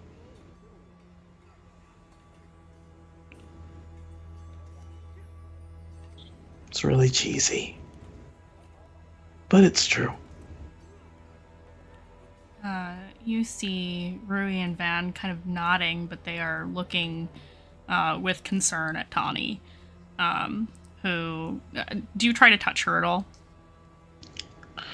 I think like Sin is like next to her and talking to her, is trying to read signs, like if she wants like touch. Like he doesn't want to force like any touch or hug on her when like he knows what it feels like to be angry and young and feel abandoned. Yeah. Give me an insight check. That is 17 plus 2, 19. You think that in her heart she probably wants a hug, but if you touch her right now, it's not going to be good. Yeah. Then just like Sin keeps his hands to himself. And as you are saying, you are my veil, she looks at you, tears fully streaming down her face, and she says, "Why does it have to be you? Tell me why!"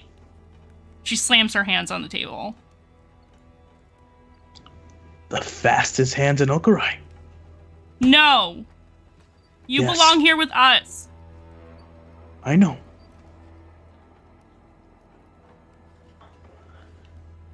In the time-honored tradition of dealing with difficult children, Sin is going to pass the buck. And Sin's going to be like, the Caligo Shire has asked me to do this. And despite everything, they are the authority here in the Vale. Even I have to listen to them sometimes. No. Fuck what they think. This is ridiculous. You can't go. We need you.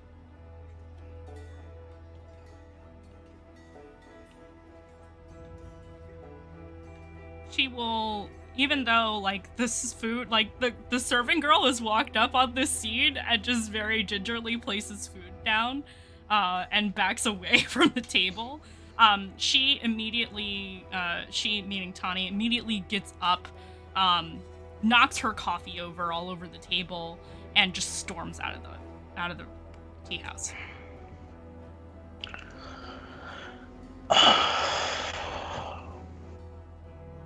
Sin stands up and removes his like shawl hood thing, and for the first time, I think in a long time, anyone in the restaurant sees this cacophony of like necklaces and long like leather, like strips of leather that all hang like different, like shining and like dull and strange rocks and pendants and everything.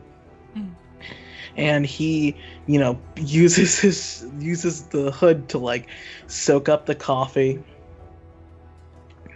And then he wants to give Tawny like a second to like cool down. Mm-hmm. And he looks at Van and Rui, and he's just like, sorry. At this point, they are both obviously crying because Tawny was crying, and they both hug you. Big group hug. And Rui says, I don't want you to go, but you have to do what you have to do, right?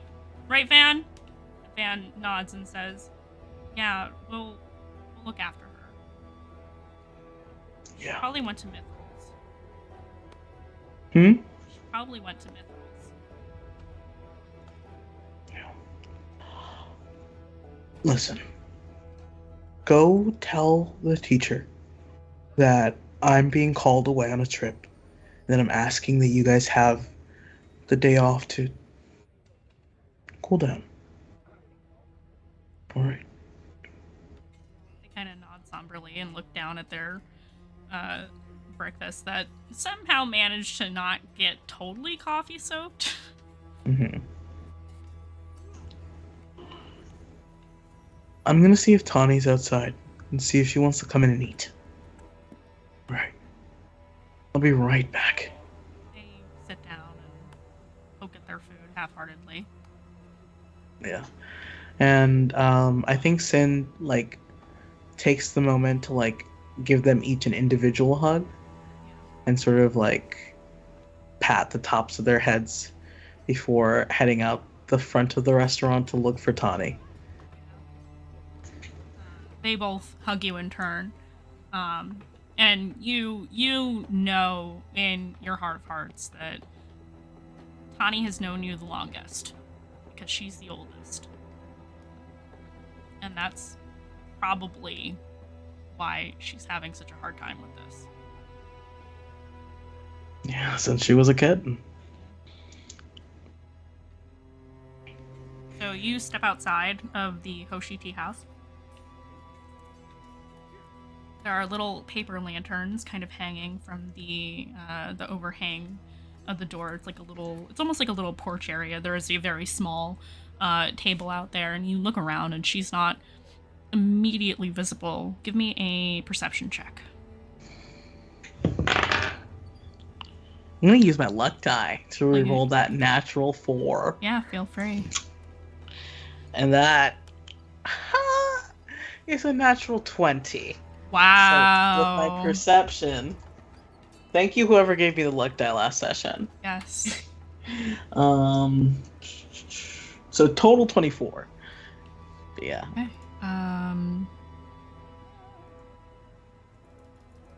Just want to put some 20s in chat for you. So, you look and you can see, she has just kind of walked around the side of the building. You caught the flick of a tail, around the corner, kind of leaning. So you walk to see, where the movement was, where the just slightest hint of movement was, and you see she is,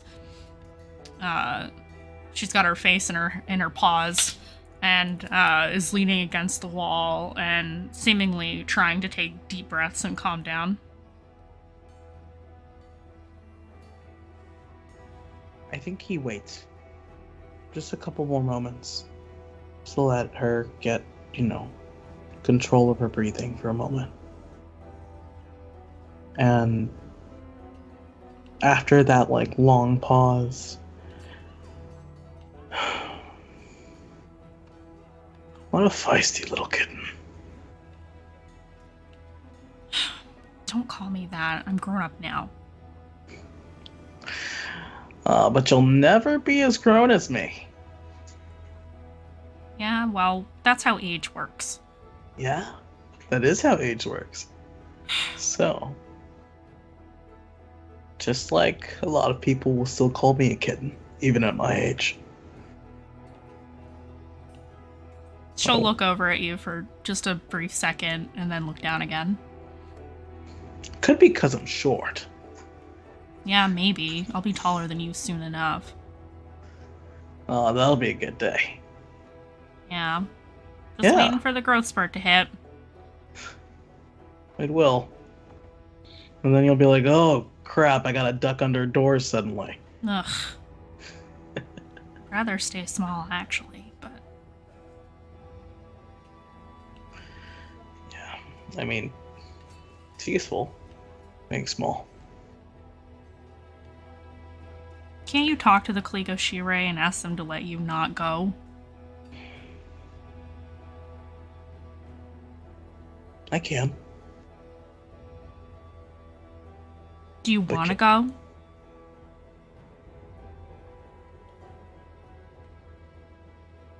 Yes. I think it's important. What are we gonna do if you don't come back?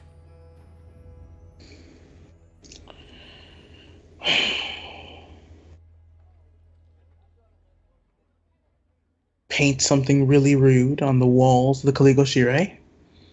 She will laugh through the little bit of tears that are still left and say, Yeah, I'll do a lot worse than that. Good. They deserve it. They do. Set off a stink bomb in their archives. I was thinking arson, but that works too. But they'd suffer so much longer if they had to smell for the rest of their lives that awful stench. That's true. The archives don't have open windows. Nope. Ugh.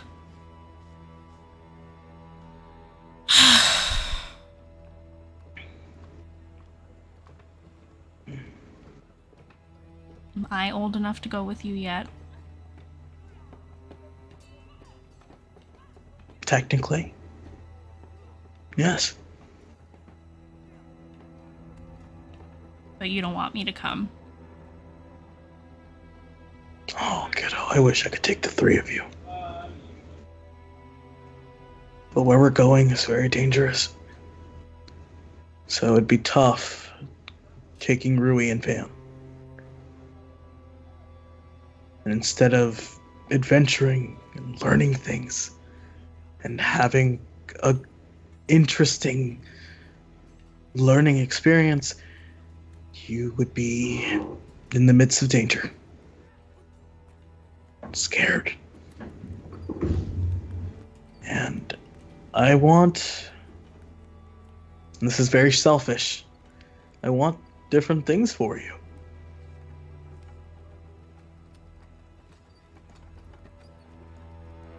I need your help, Tani. I need you to help watch over Van and Rui for me.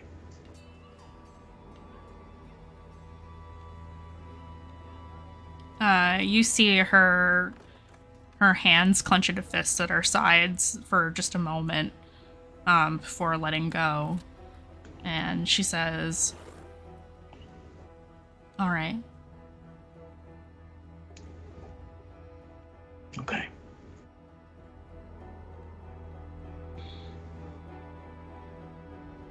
I am going to try my best to come back.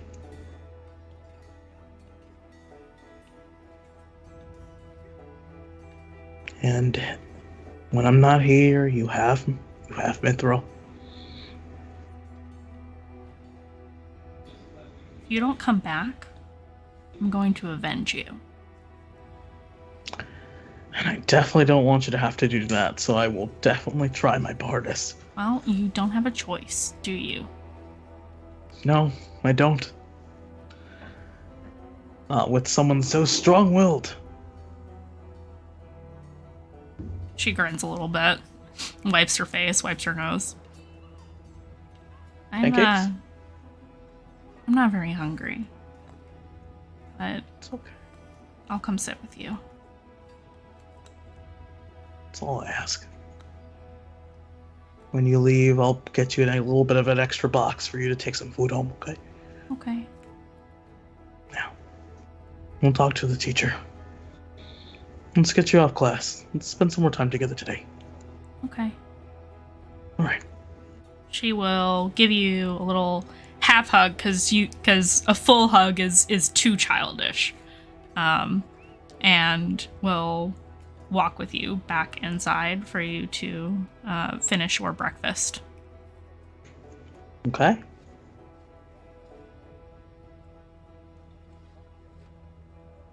We're gonna cut over to the rest of the party at this point. Embrace the full crying cycle. So we're gonna cut back over to everybody else's morning. Who gets up after Sin leaves? I would say Nikita's brushing her hair, for sure. So Smar is sitting on your knee watching you brush your hair. and scampering about looking for snacks. She's gonna pull out some of the extra, like, dried fruit and stuff from that nice charcuterie board we had the night before, and feed him to Smar. Oh my god, he is stuffing his little cheeks and squeaking happily while he's doing it. I imagine anybody else who is still sleeping in the room who didn't sneak out in the middle of the night is definitely hearing the happy little squeaks of a flying squirrel. And just shh. No, I'm kidding, it's not that bad. But no, you take for how rough and tumble you look, your hair is chef's kiss fabulous. Still wild, still untamed, but yes, it's brushed. Yep. Looks great.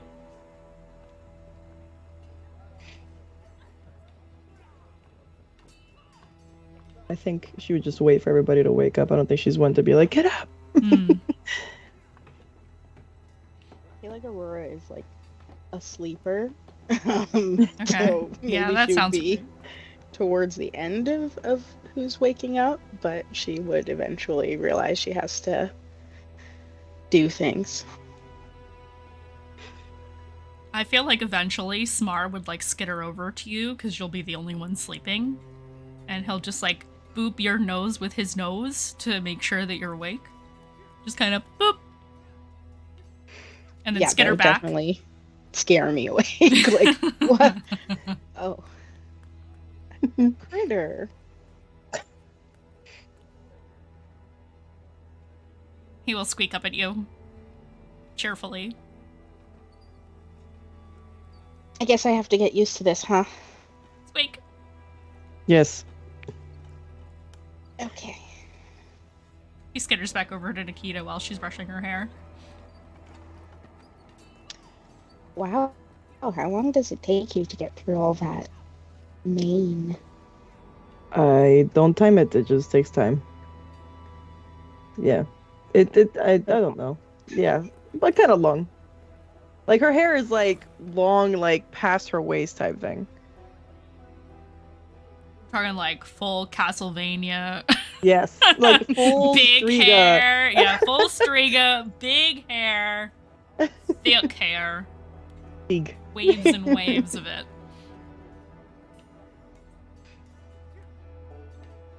Damn Kate. So definitely admiring that as I get up, but kind of looking around and saying, so what does everyone have to do before we leave?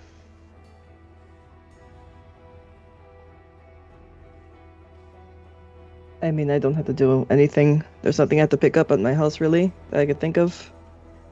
But, do you have anything you need to pick up from your parents? Well, yeah, I have to pack some stuff, you know. I'll need more than this outfit, obviously. And, you know, say a couple of goodbyes. But mostly I was thinking about supplies. Yeah, like, you know, if we can get any rations and potions, and if there's stuff you guys want, I'm willing to be the one who asks my mom for the funds. That might help us out a lot. And she has to give them to me. Like, they told her she had to, so. Potions will be very useful, probably, especially if we're going to be fighting big and small monsters, potentially. So, yes, that would help.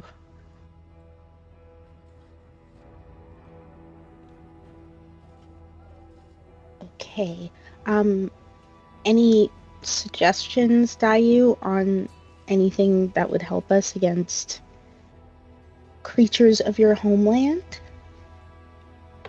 So we're going there first? Well, I don't really want to wander around some other countries without a sense of where we need to go. I think that's the biggest draw to me to go there first.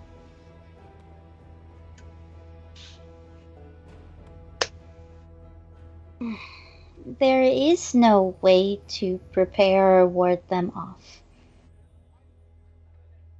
There is none.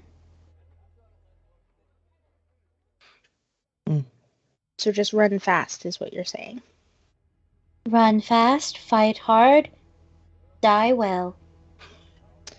Yeah, I don't want to do that last one, but I hope you don't either. I'm not strong enough to bring anyone back. back from where? The dead? Right. Oh. We're not going to die, though. I am only 40% confident in us. What will You make you haven't more... even- Go ahead. I was just going to ask what will make you more confident. Not going. Well, that's not really going to happen now. We have to go at some point. We will not let anything happen to you, so long as, we support each other. It should be okay. We're all very, very capable. If someone did die, could their spirit come with you? Is that a choice that you or they can make? Yes. I can reach out and keep talking. And I always let the spirits decide if they want to come with me. I can try to force it. I've never done that before. It seems kind of cruel, but I can't carry your body, but I can carry your spirit.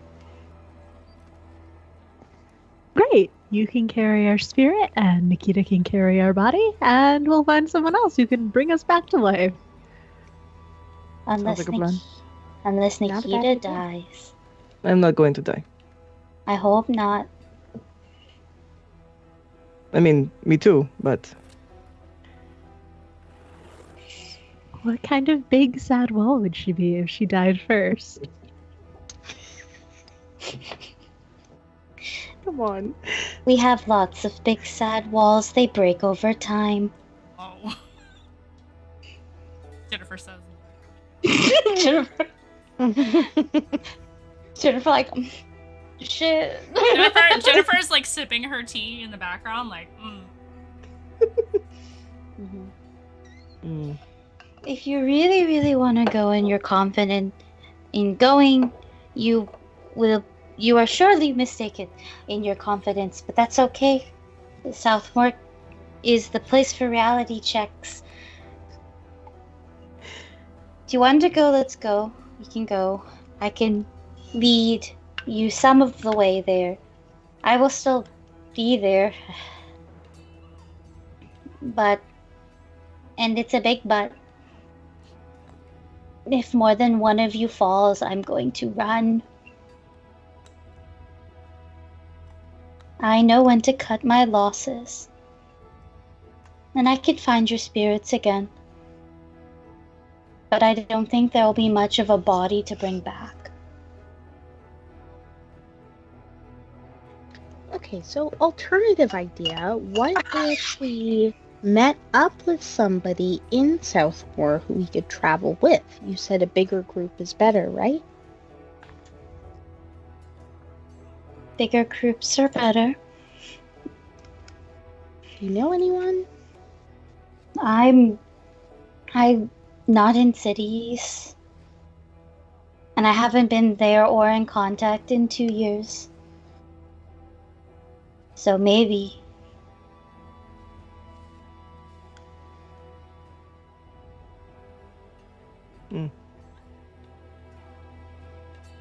I'm also not sure where to send things for contact anymore, so if you've got money for magic,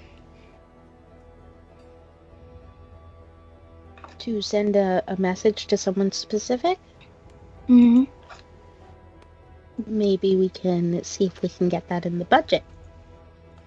And if, well, we'll find out if they're alive still or not.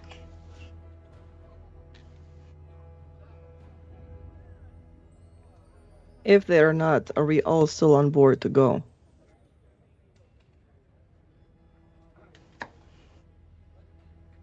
I mean, yes, because that's what was instructed. I'm not really super keen on the idea of like getting eaten by monsters or whatever, but I do have a bit of confidence in Nikita and Sin. And like Rev, I know you do magic, and magic is very useful, as I well know. Dayu, you keep talking about how you'll heal us up. That seems useful. So Yeah, but we can run out. They don't. and that's where the running fast comes in, right? I hope you pack good shoes. I've never worn shoes, so I actually don't know the purpose of them, but people complain when their feet hurt, so I would assume shoes are provided. Yes, typically I wear shoes. It's a good note. I know Sin doesn't wear shoes either. Are any of you barefoot people? You know, like a lot of druids are. I know. I'm sure that Revelation. Yeah, I see you shaking your head now. So I was gonna say, I'm sure Revelation would never, ever. Nikita. I feel like Nikita prefers to be, but I think it also depends on the weather. If it's like straight up snowy, she's wearing boots because she's not crazy. But in like, I feel like in more wooded areas, she's more comfortable barefoot, but it depends on the land. Sin wears little pad protectors. They look like little sandals, little baby sandals. That just go around like the front of his toes that like protect his pads as he runs around. That's so That- cute. That you got no such thing. Calluses! Calluses.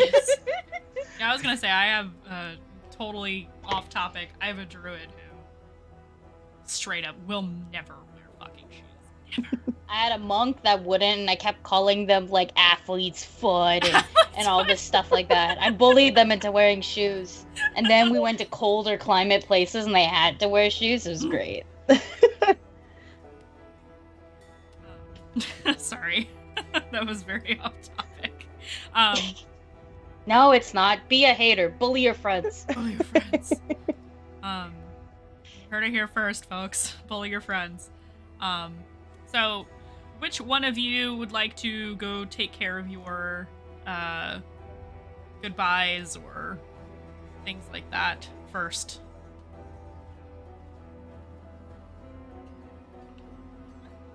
I know not everybody has goodbyes to say in Okudai, necessarily.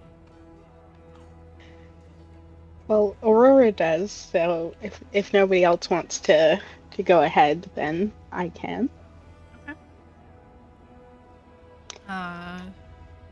So you return to the Incineratus Palisade. Do you go straight there, or do you grab food first, or are you just hoping to grab food at home so you don't have to spend more money? I probably should grab food first, just in the sense of like soaking up some of the alcohol to kind of like limit the judgment as I come in. Coming home in the morning, still a little bit feeling it from last night. Actually, that's a good note. Since you guys got pretty drunk last night, roll me a quick Constitution check, not a save. Check. Yes. Please and thank you. 13. 13. I'd say that's good enough. You have a little bit, you have a little bit of a headache, but you're not still drunk like you were yesterday when you came home before your meeting at the Citesk. So you grab a little food, some fruit maybe, a croissant, something like that. Some flatbread or whatever. Croissant. Sorry. Croissant. I cannot help but meme whenever that word comes out of my mouth or anybody else's. But you grab a little. I didn't mute it. Of course you did. So you head back across town to the Incineratus Palisade. Fancy schmancy.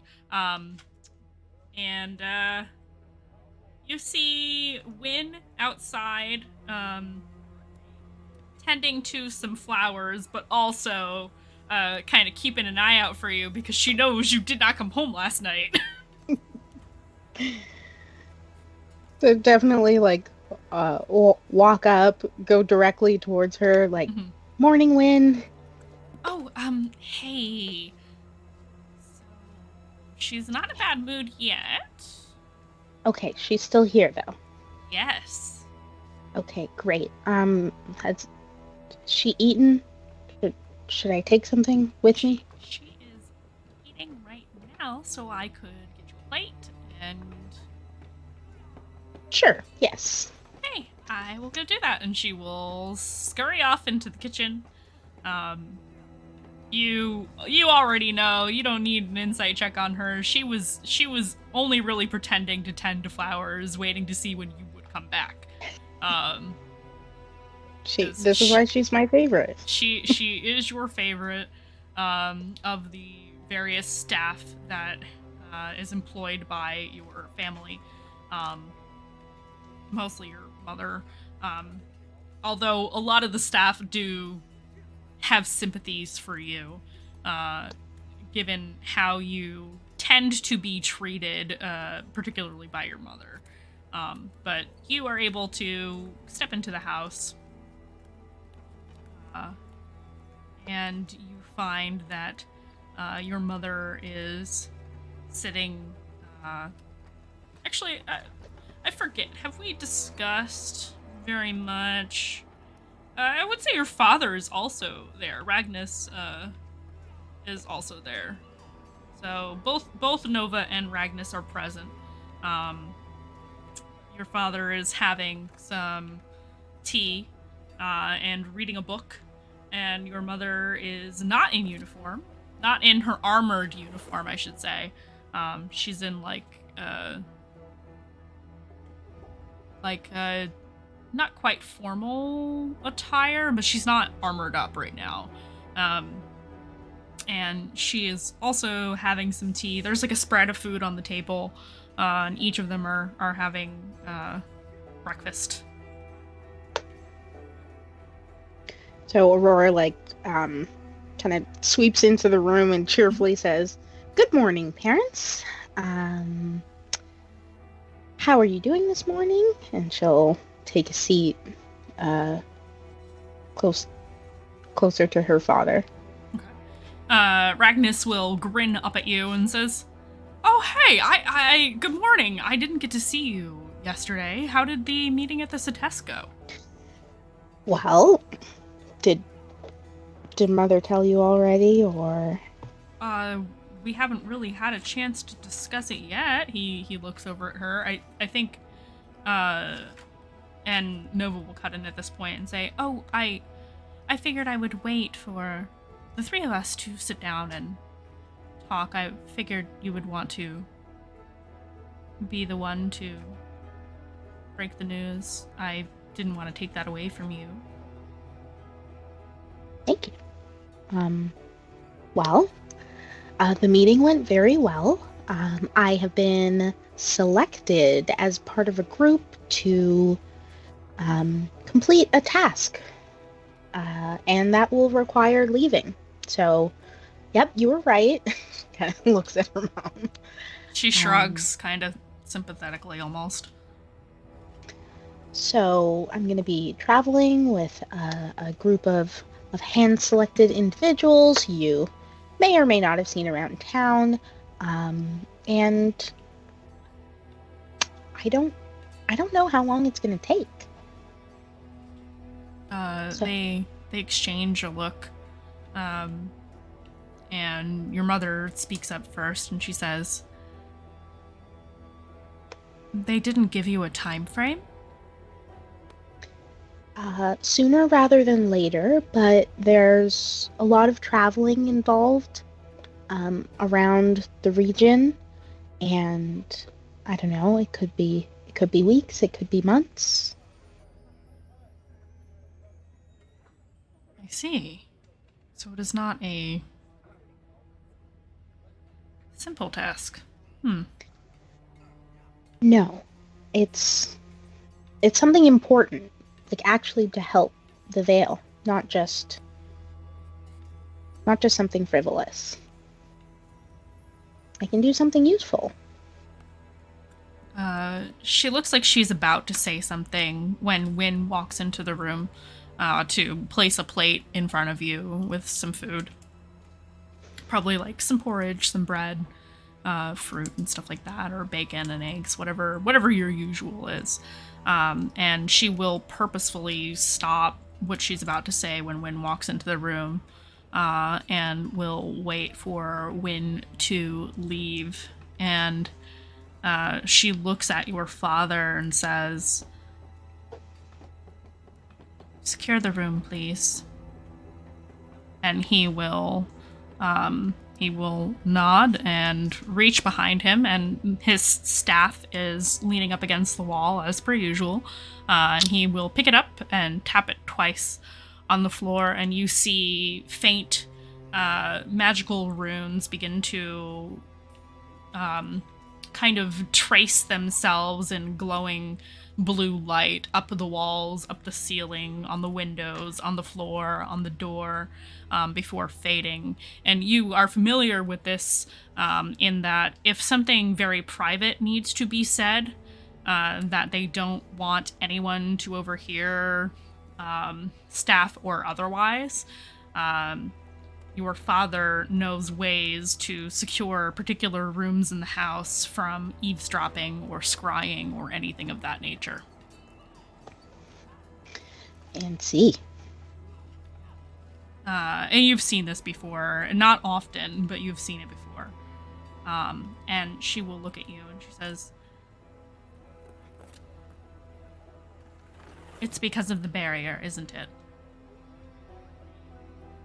You already knew about it. I shouldn't be surprised. Yes. Heard a little bit about it. More of a rumor. They are only just beginning to allow Ergon to tell us about what is happening. I've only just learned about it yesterday myself. The Kaligo Shire have been keeping it quite under wraps, I think, until they know more information about what's happening. But I have seen it with my own eyes. You have? I have, while out on patrol. Remember the last time I had to leave Okurai for a couple of days? Mm-hmm. About a month or so ago. Right. I thought I was hallucinating. The briefest vision of the sun in the sky. I thought I was under a spell. Just a blip, little glimpse. I have not seen the sun in so long. It shocked me.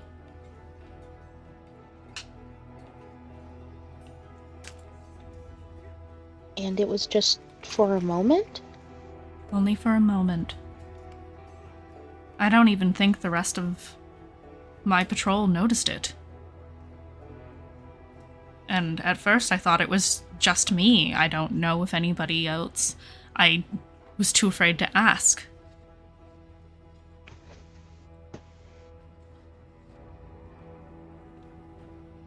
And where was that? We were out in... we were out west.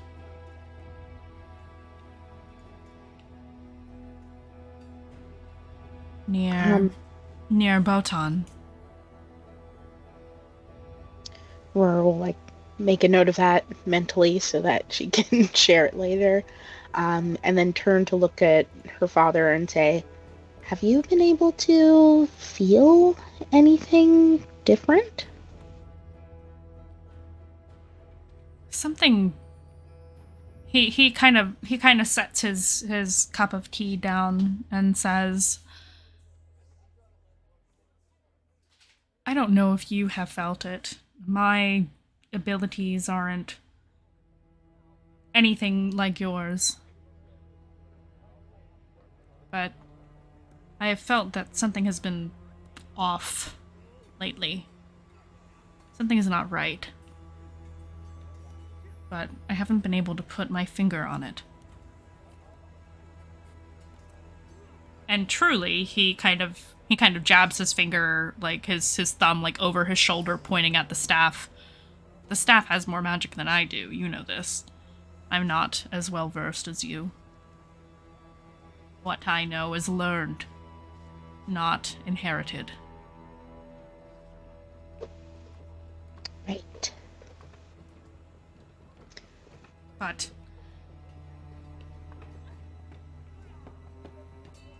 I don't feel that I am skilled enough yet to truly be able to pinpoint the cause of this thing.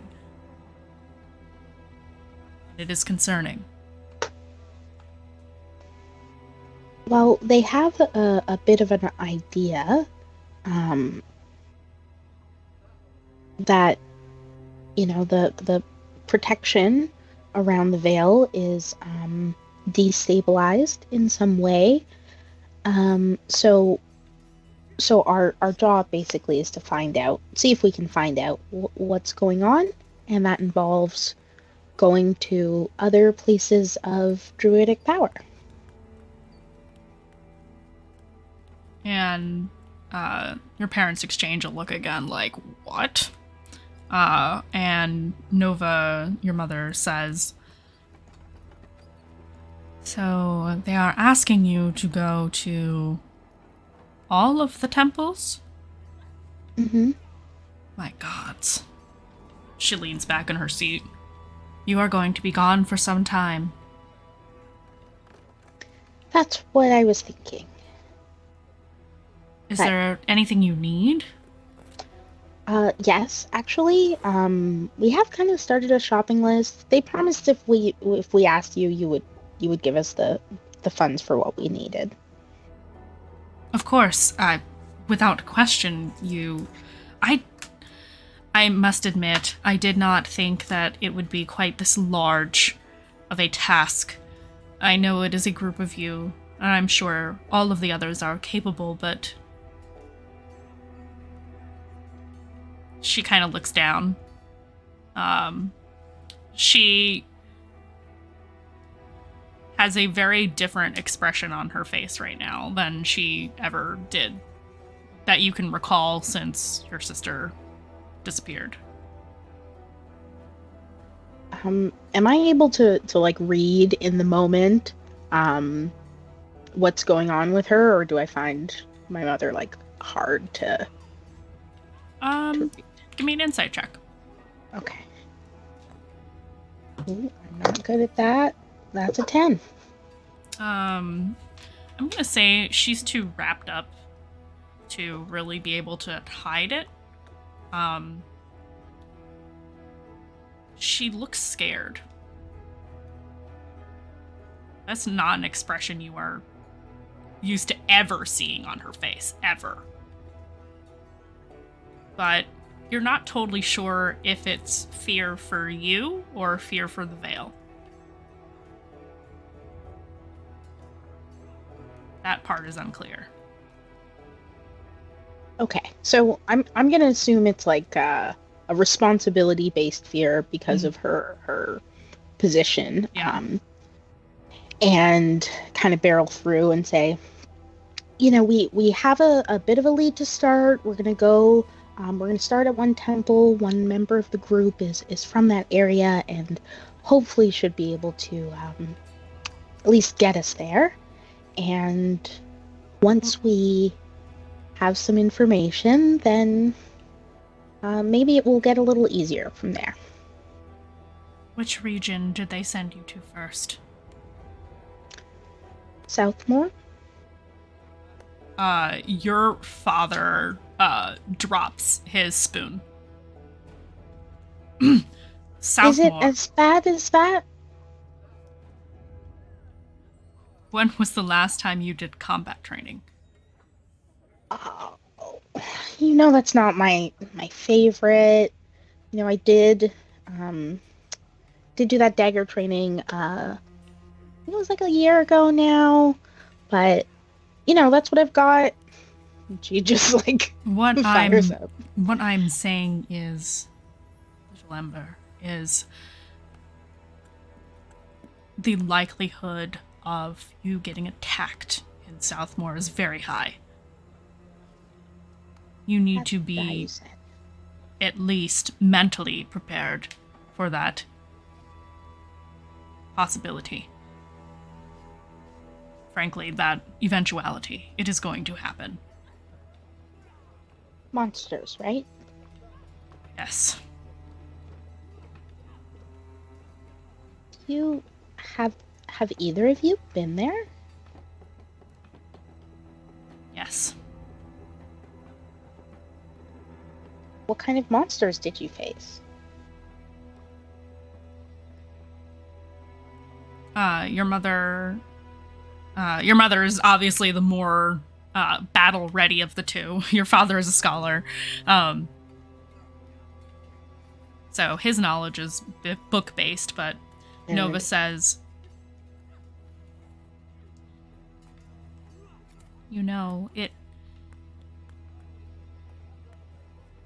I know you haven't been there, but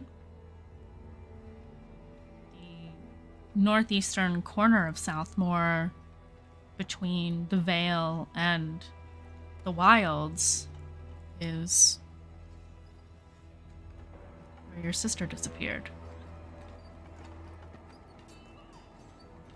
Oh.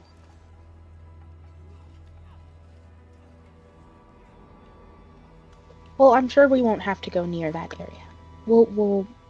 Not if you are going to the Hallowgate Necropolis. Yes, I think that was it.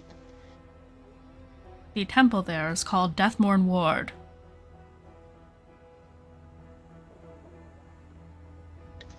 Writing this down. It is,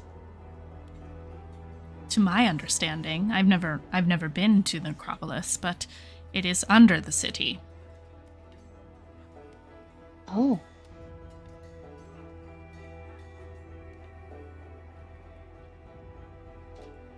You will likely need to speak to the leaders of the city to get access. I guess that's what the letters are for. They said they were going to write us some, documents. So we gotta wait a few days before we head out. Yes, the Druidic Accords. They're probably drafting up copies for you all. Ah. And these will get the leaders to listen to us. If they will hold up to the Accords, yes. Alright. So best behavior. Got it. Absolutely. We will need, if you are going to all of the regions, you will need the cooperations of those who watch over all of the temples to gain access. One does not simply walk in to a druidic temple, just as you do not simply walk into the Satask without an invitation and clearance. And it takes a while to get, doesn't it? Yes. I hope these letters will speed up the process, because I don't want to be, stuck in one place forever if that place is a druidic temple. She will kind of wring her hands a little bit.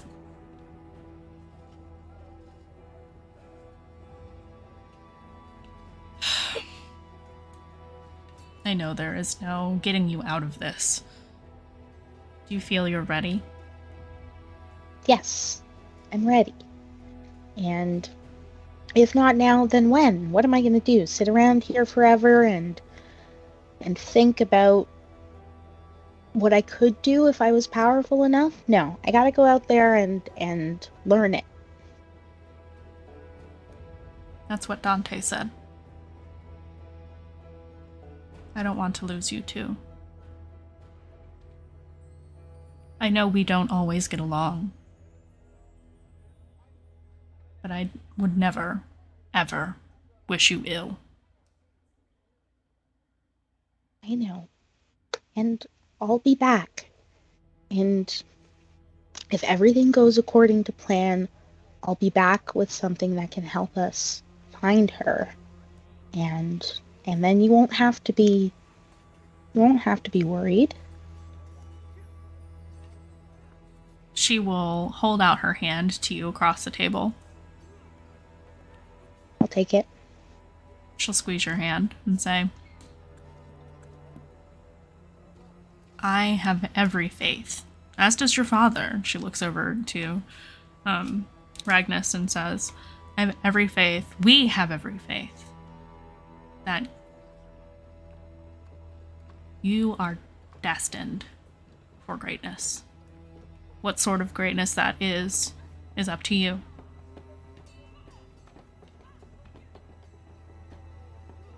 Thank you. Anything you need, you let me know. Yes. You will likely need something with fire, or something that can start a fire. Oh, great idea. I also had a question for you, actually. Of course. Which is, do you know somebody who has the ability to send messages across long distances to people they don't necessarily know? She will consider for a moment. Your mom is not the most magical sort. Your grandmother might. The Caligo Shirei definitely would. Okay, both helpful. I think we're gonna need it to make our journey a little easier. We would also need like potions, the fire stuff you mentioned, rations. Potions, rations. Do you have camping supplies? You'll want something like that. Bedroll and such. Yeah, I guess so. The likelihood of you finding nice hotels between here and the Hallowgate Necropolis are very, very slim. Yeah, there's not even a bathhouse. Oh, you did some research already, did you? Yeah, one of the members of our group, Dayu, she's from there. The priestess? Yeah. I see. She like lives in the basement of the temple. Is that normal? It is not uncommon for priests and priestesses of various faiths to live within the temple. Well, she's going to travel with us and just some like healing stuff and I don't know, blessings or something. I see. Mm-hmm. You have confidence in the abilities of these other individuals. Well, there's Nikita, that really big one. With the big sword. So truly. Helpful. Yes. She's quite capable. Oh, good. So you have worked with her before. Great. She was invited to the headquarters yesterday at the behest of Irgon. Oh. For She's her, kind of for her many deeds in service to the Vale. Wow, she's a bigger deal than I thought she was upon hearing this, I guess. So that's one point in our favor. Dayu, I mentioned already. There's Sin, Sin, the really speedy one. I'm gonna roll to see if she knows precisely who Sin is. She is... I'm gonna use a luck die. There we go. She is going to staple her hands together when you say the name Sinark. He is going, is he? Yes. Well, at least it'll keep him off the street for however long you're gone. Uh-huh. And then Revelation, Druid, of the Stars. She kind of shakes her head a little bit. I'm not familiar. Interesting. Apparently they chose us for a reason. It's kind of cool to be like hand selected for something, you know? Yes, I'm sure they have chosen you all for very specific reasons. Whether they'll tell you or not what those reasons are.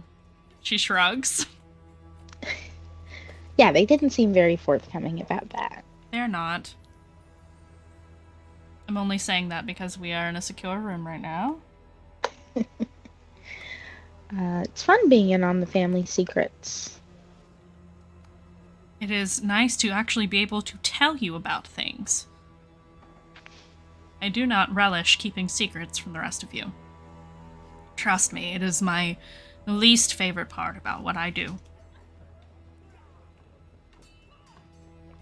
Good to know.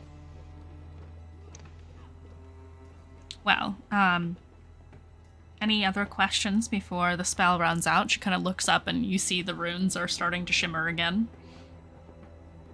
No, I think those are all of the things that come to mind immediately. Yeah, about a minute passes before the room shimmers again and the runes disappear. And your father indicates that the spell is now over.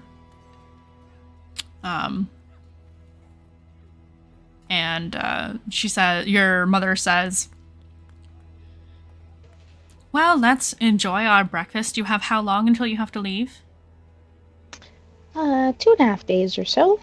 I see. All right. Well, think of whatever you need, and we will have it to you by the time you depart. Okay. Within Thank reason, you. supplies are a little bit limited on certain things currently, but I will get you whatever I can. Okay. Whatever you can do will help, course. I'm sure. I certainly do want to make sure you are as prepared as possible for this. Thank you. So you will continue your breakfast.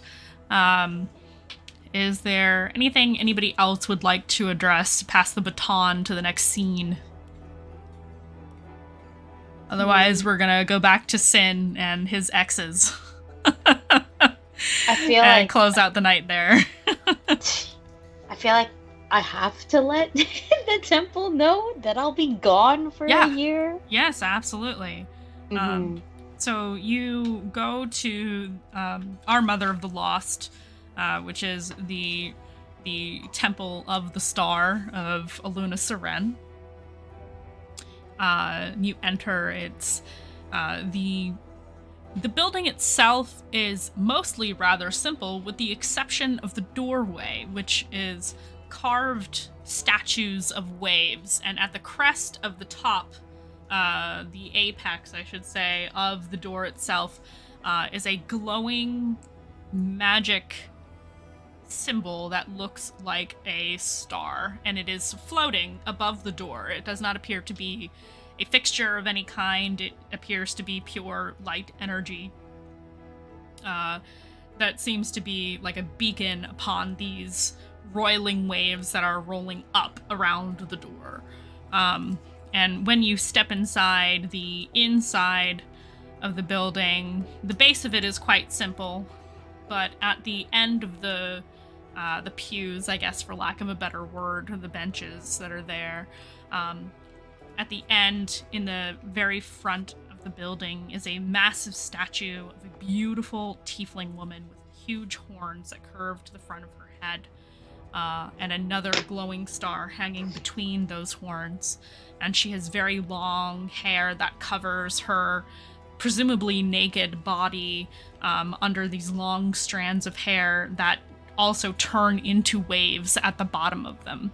And she has large alien-like eyes and a tattoo on her forehead of a triangle with bolts coming off of it. And you know this to be the star. Mm-hmm. I greet the goddess, the statue of the goddess, but the goddess, Yes. Mm-hmm. the way that I know how. It might be a little different from, how I was taught, mm-hmm. versus how perhaps a normal or a more or perhaps I should say normal, a worshiper here in the Vale mm-hmm. would greet her. So right. I get down on my knees and sit in a very polite and firm manner before basically like dropping my hands all the way down to the floor with my forehead grazing it, and straight up say like I greet the stars and the moon, and then I get back up, dust myself off for the sake of looking more presentable, and then go to where I hope I know where the head of the temple is. Yes, the lead priestess of the temple is waiting for you. Well, not waiting for you, but she is present in the.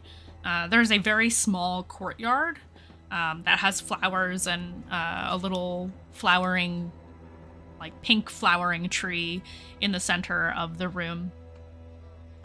And she kind of looks at you.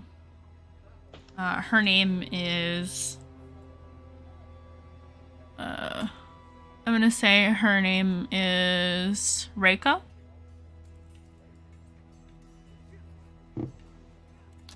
And she looks to you and says, "Oh, Dayu. How are you doing this morning?" Well, I rolled a 16, so I think I'm doing all right. I see. I must inform you that yesterday I was summoned to the Kaligoshire for a quest. Oh. It's going to take a year, probably. So you'll be leaving us temporarily? Yes. And I will be traveling with a few others, so I'm not by myself. And so I guess I won't be able to perform my duties here temporarily. She will nod slowly and say, "If you are summoned by the Kaligo Shire, then it is what it is. Clearly it is very important if you have been chosen by them." Yeah.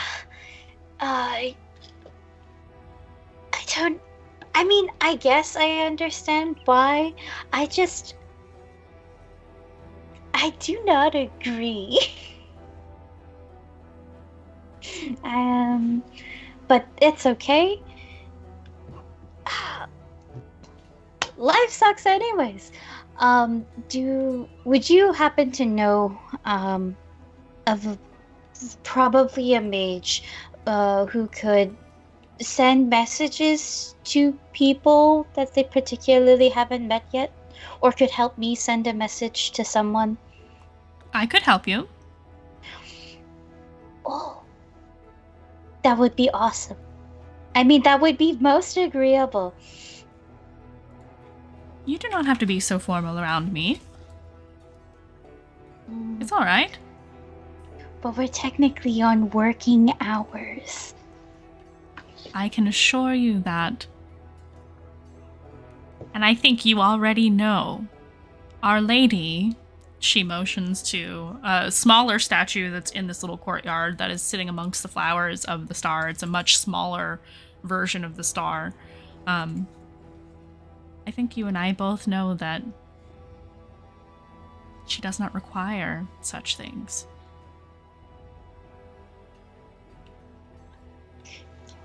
Yeah. It's a little... It's still hard, you know? I understand.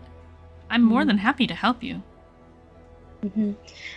And if you require compensation, Nope. just... Are you sure? Yes. Pinky promise? She will pinky promise with you.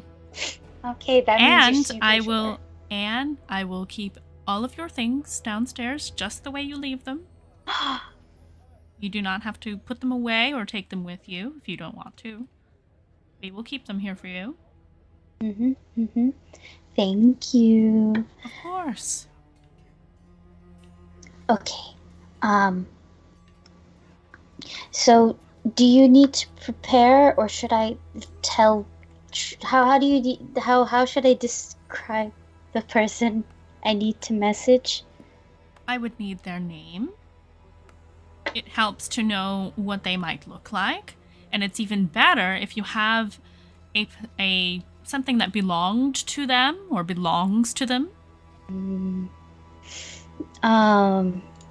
It has to be a thing, right? What else would it be? A promise, but that's fine. I might have something. Let me go check. This is also me trying to ask. Yes, you can ask. You can DM ask. / Jennifer. Yes, Jennifer is listening. Jenny, do I have... Jenny from the block. Don't be fool. You'd be Jenny with an I. Oh no. Would I have anything? You Would he have probably. given me anything? Oh my god, certainly.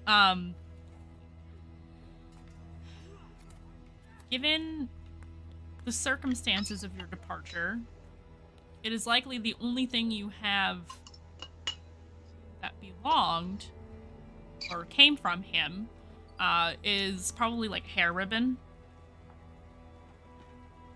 Something like that. Or a little trinket, or like one of those like hair sticks or something like that. Something that you would have probably been wearing when you left. Okay, You can decide what that object is, whether it's like a comb or a ribbon or whatever. I really like the hair sticks. Okay. Because I use them on a regular basis. So I probably have a really cute hairpin I that had long hair. It looks like this. My hair is up, like it's twisted, double bented up, Yep. and then clipped up. Like I'd be rocking Asian Rapunzel all fucking year. There you go. Anyways, so yeah, hairpin. Oh, it's Yep. not hairpin, hair stick. I probably have been using the hair stick as a bookmark. For that, honestly, it's for that book. Like, Yep. you just got to keep everything in one place, it's safer. So yeah, I'm gonna take it out. Take out the hairpin and give it to Reika, and just go, okay. So this is me scrolling my notes to make sure I have the right name. It's Kazuhiko. Yeah, no, I'm talking about the surname. Oh, I believe it's Red Fang. Yes, thank you. So, Fox Shifter. I know your lore better than you do. Because I've not been focusing on the correct things for my lore. I know. I've been nothing but a hindrance in your DMs Don't for the say past that. No, it's month. fine. It's okay. Okay. So yeah. His name is Kazuhiko Redfang. He's a fox shifter. I don't know if he's alive yet. And the last time I saw him was like 2 years ago, so I guess this is a great way to find out. Do you need an appearance? GM, help me. He has... Actually, she will say to you, I want you to visualize him. And with your permission... Me? Yes. Mhm. With your permission, I'd like to touch your forehead while you do so. I think you cut out a little bit. Are you asking permission to touch my forehead? Yes, correct. Okay. While you visualize him.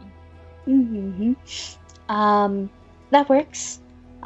Yes, permission granted. So the image of Kazuhiko forms in your mind this tall, strong-looking man, red fox ears, long red hair. You're cutting out a lot. Back. Am I tired? Really? I'm right in front of my microphone. I know. Ah! This is this Okay. evil mic. Honestly, I swear to God.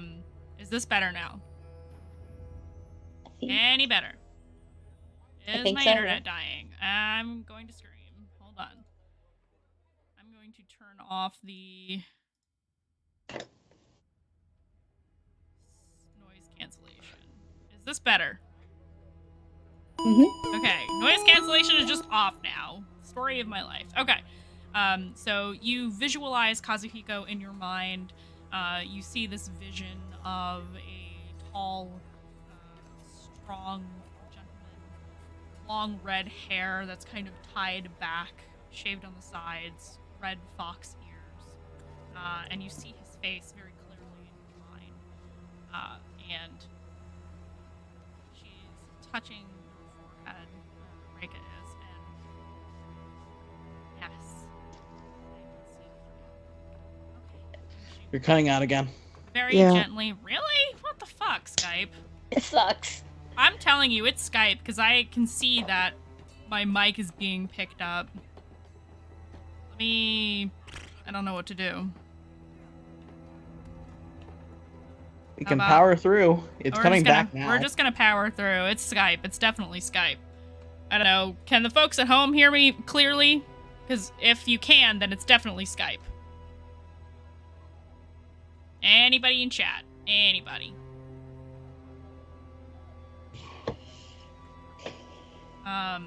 I'll just wait for that. They're sleepy. It's sleepy yeah. time. Sleepy Yeah. time. Cutting out here for okay. It must just be my microphone then. Hold on.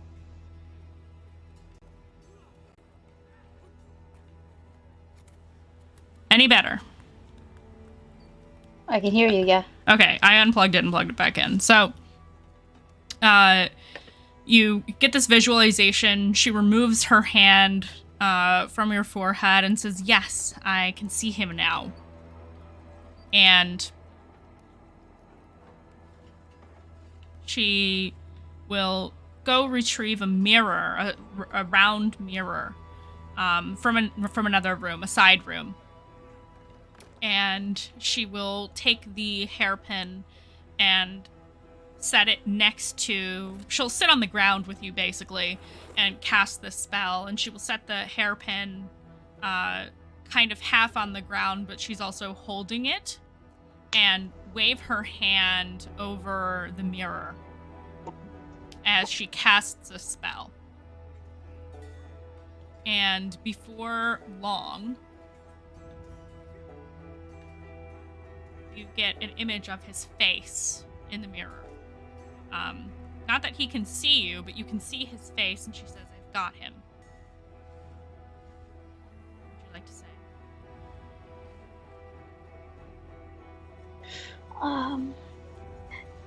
Hello.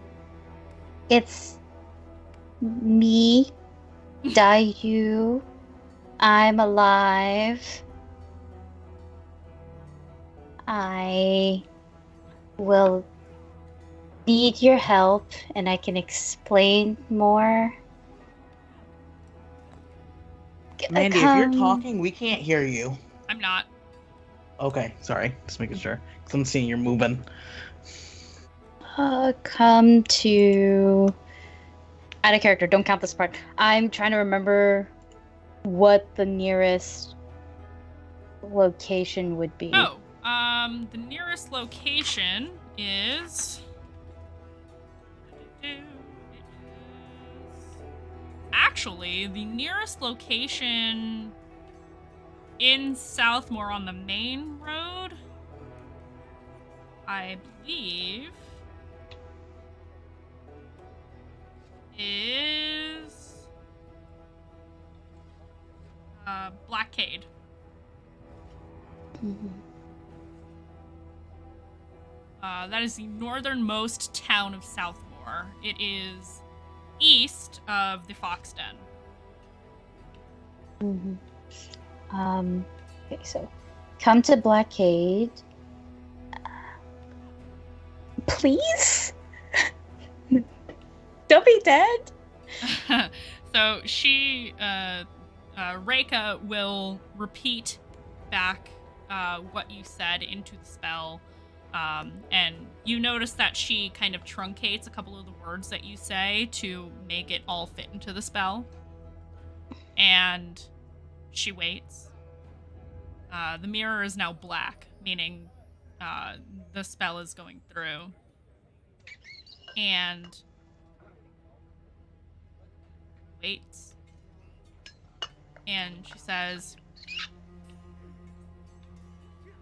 he says that he will be there. Mm-hmm. In 3 days' time. Uh-huh.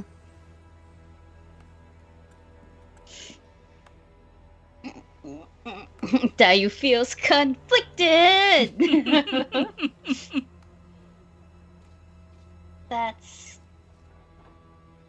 I'm super happy that he's alive. How did he sound? Do you get to hear his voice back? Oh, yes. He sounded rather serious? Okay, so he's normal. Oh, okay. That's good then, right? Your friend? Mm-hmm. Yeah. Mm-hmm. Yep. She will stand up and hand you the hairpin back, or hair stick back. See, now you got me saying hairpin now. She'll hand you the hair stick back and pick up the mirror and kind of dust it off a little bit before holding it close to her chest. And she says, "Have you sought the Council of the Star as of yet for your journey?" Do you mean like prayer, or do you mean the Star Druids? Oh no, I mean to speak with her. Oh, I see. No, I have not yet. Oh, I can certainly give you some alone time. Would you like to do it here? I can step away. Yeah, here, might as well. Here, Sure. get it over with. Of course. And she will step out of the courtyard. She'll nod to you and say, "If you need anything, I'm here to help." And she will exit the courtyard, leaving you alone. And before we wrap up for tonight, what do you do?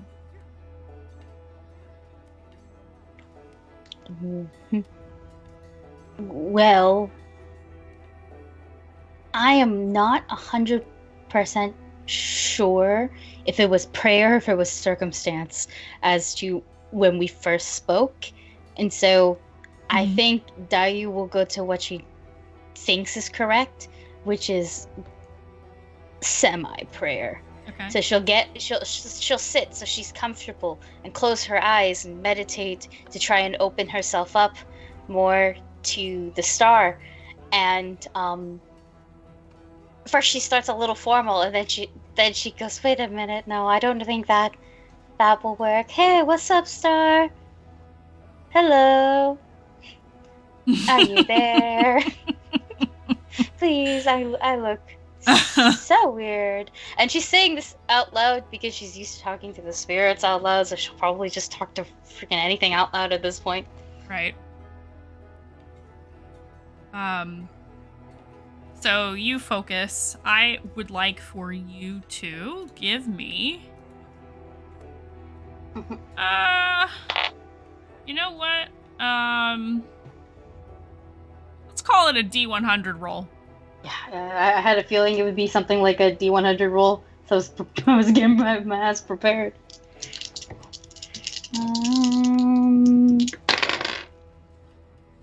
That would be 93. Okay. That is a 9, right? Is that a 6? Yeah, no, that's a 9, because if I put it the other way, it would become Very good. 0, 6, yeah. You close your eyes and try to conversate with the star, And it is kind of in this moment where you find yourself falling into a liminal space.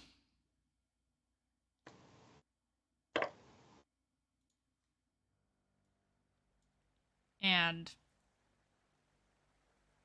when you open your eyes, you are standing in a familiar place. You have been here once before. It is a massive open space, and you are standing atop gently moving black waves that kind of lap over your feet where you stand. And above you is a landscape of endless stars.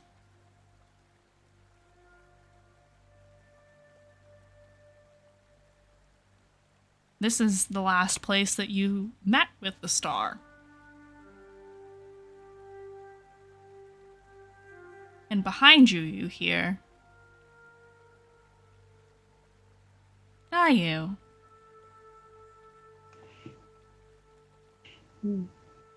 My ears turn first, and then the rest of me, and then I give her like a really quick bow, like, yes, hello again. It is so good to see you. It's wow to see you too. I don't think I'll ever get used to it. She tilts her head. Interesting. Somebody else once told me that once. Long time ago. And what you see standing before you is a massive woman. A tiefling woman with bright purple lavender-like skin and very large horns that curve up. And where the points of these horns meet is a literal, actual star. And she kind of steps towards you, and as she does so, she shrinks ever so slowly to a more human size, about 10 feet tall or so, instead of the 30 feet that she was initially. And you can see her ears are adorned with a variety of earrings and chains and jewels, and there are chains around her neck as well. And she's got piercings. She's got like snakebite piercings under her lips.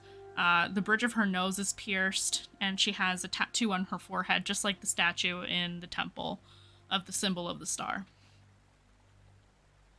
She says, "You," and she kind of like boops her nose, "You are going on quite the journey, it seems. Why are you so hesitant?" And that is where we will end it until next time we meet. Fuck! So, She's so cool! I didn't get just one giant one. I got realize two. all I want to do is see you turn into Two! a giant woman. Giant So woman! we are going to we are going to jump right into confessionals because I realized we are up on time. So sorry about that. I wanted to get to that point before we ended it.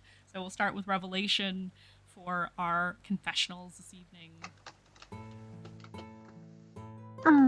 Well, that's one way to start out a journey with everyone. At least we know each other better now.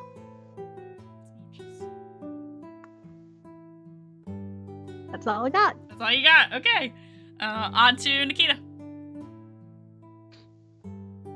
That is definitely one way to get to know your party.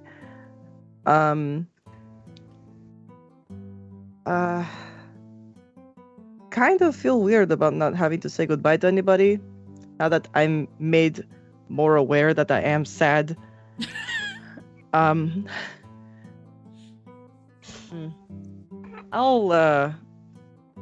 dig that up later, I guess. That's it. Okay. Next up is Sinark. Alright. The hardest part is out of the way. Now let's see what my two oldest friends have to say. Aurora.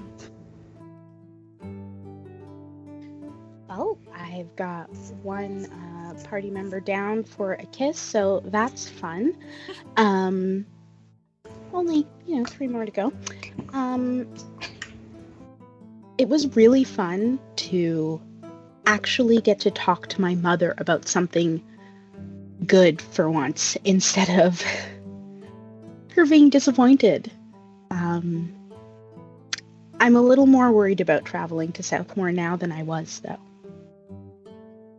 And that's it. I am. Oh, kindly, what the fuck? That wasn't even 24 hours. I don't think so. That was more like a solid 12. Yep. There's a lot of, I'm feeling a lot of things, and I'm not sure how to process all of this just yet. I got smooched twice. That feels like the appropriate amount of time to get smooched, considering my quota. Out of character, my quota. Other than that, I would be lying if I said I wasn't happy that my friend, guess we're friends, I hope we're still friends, isn't dead. I am not prepared. 3 days seem too close, too far away. Yep, that's it. Alrighty, so as a reminder to everybody at home, we are off next week, so you have a whole 2 weeks to think about all that happened today. And we will reconvene back on Wednesday, March 8th, because we are off on the 1st. Wow. So long from now. But we will see you all next time. Catch you on Friday, the 24th, this coming Friday, 8 p.m. Eastern Standard Time, right here on this channel for Dungeons and Dinglings, episode 32? Oh no. So we will see how that goes, and have a good night, everybody.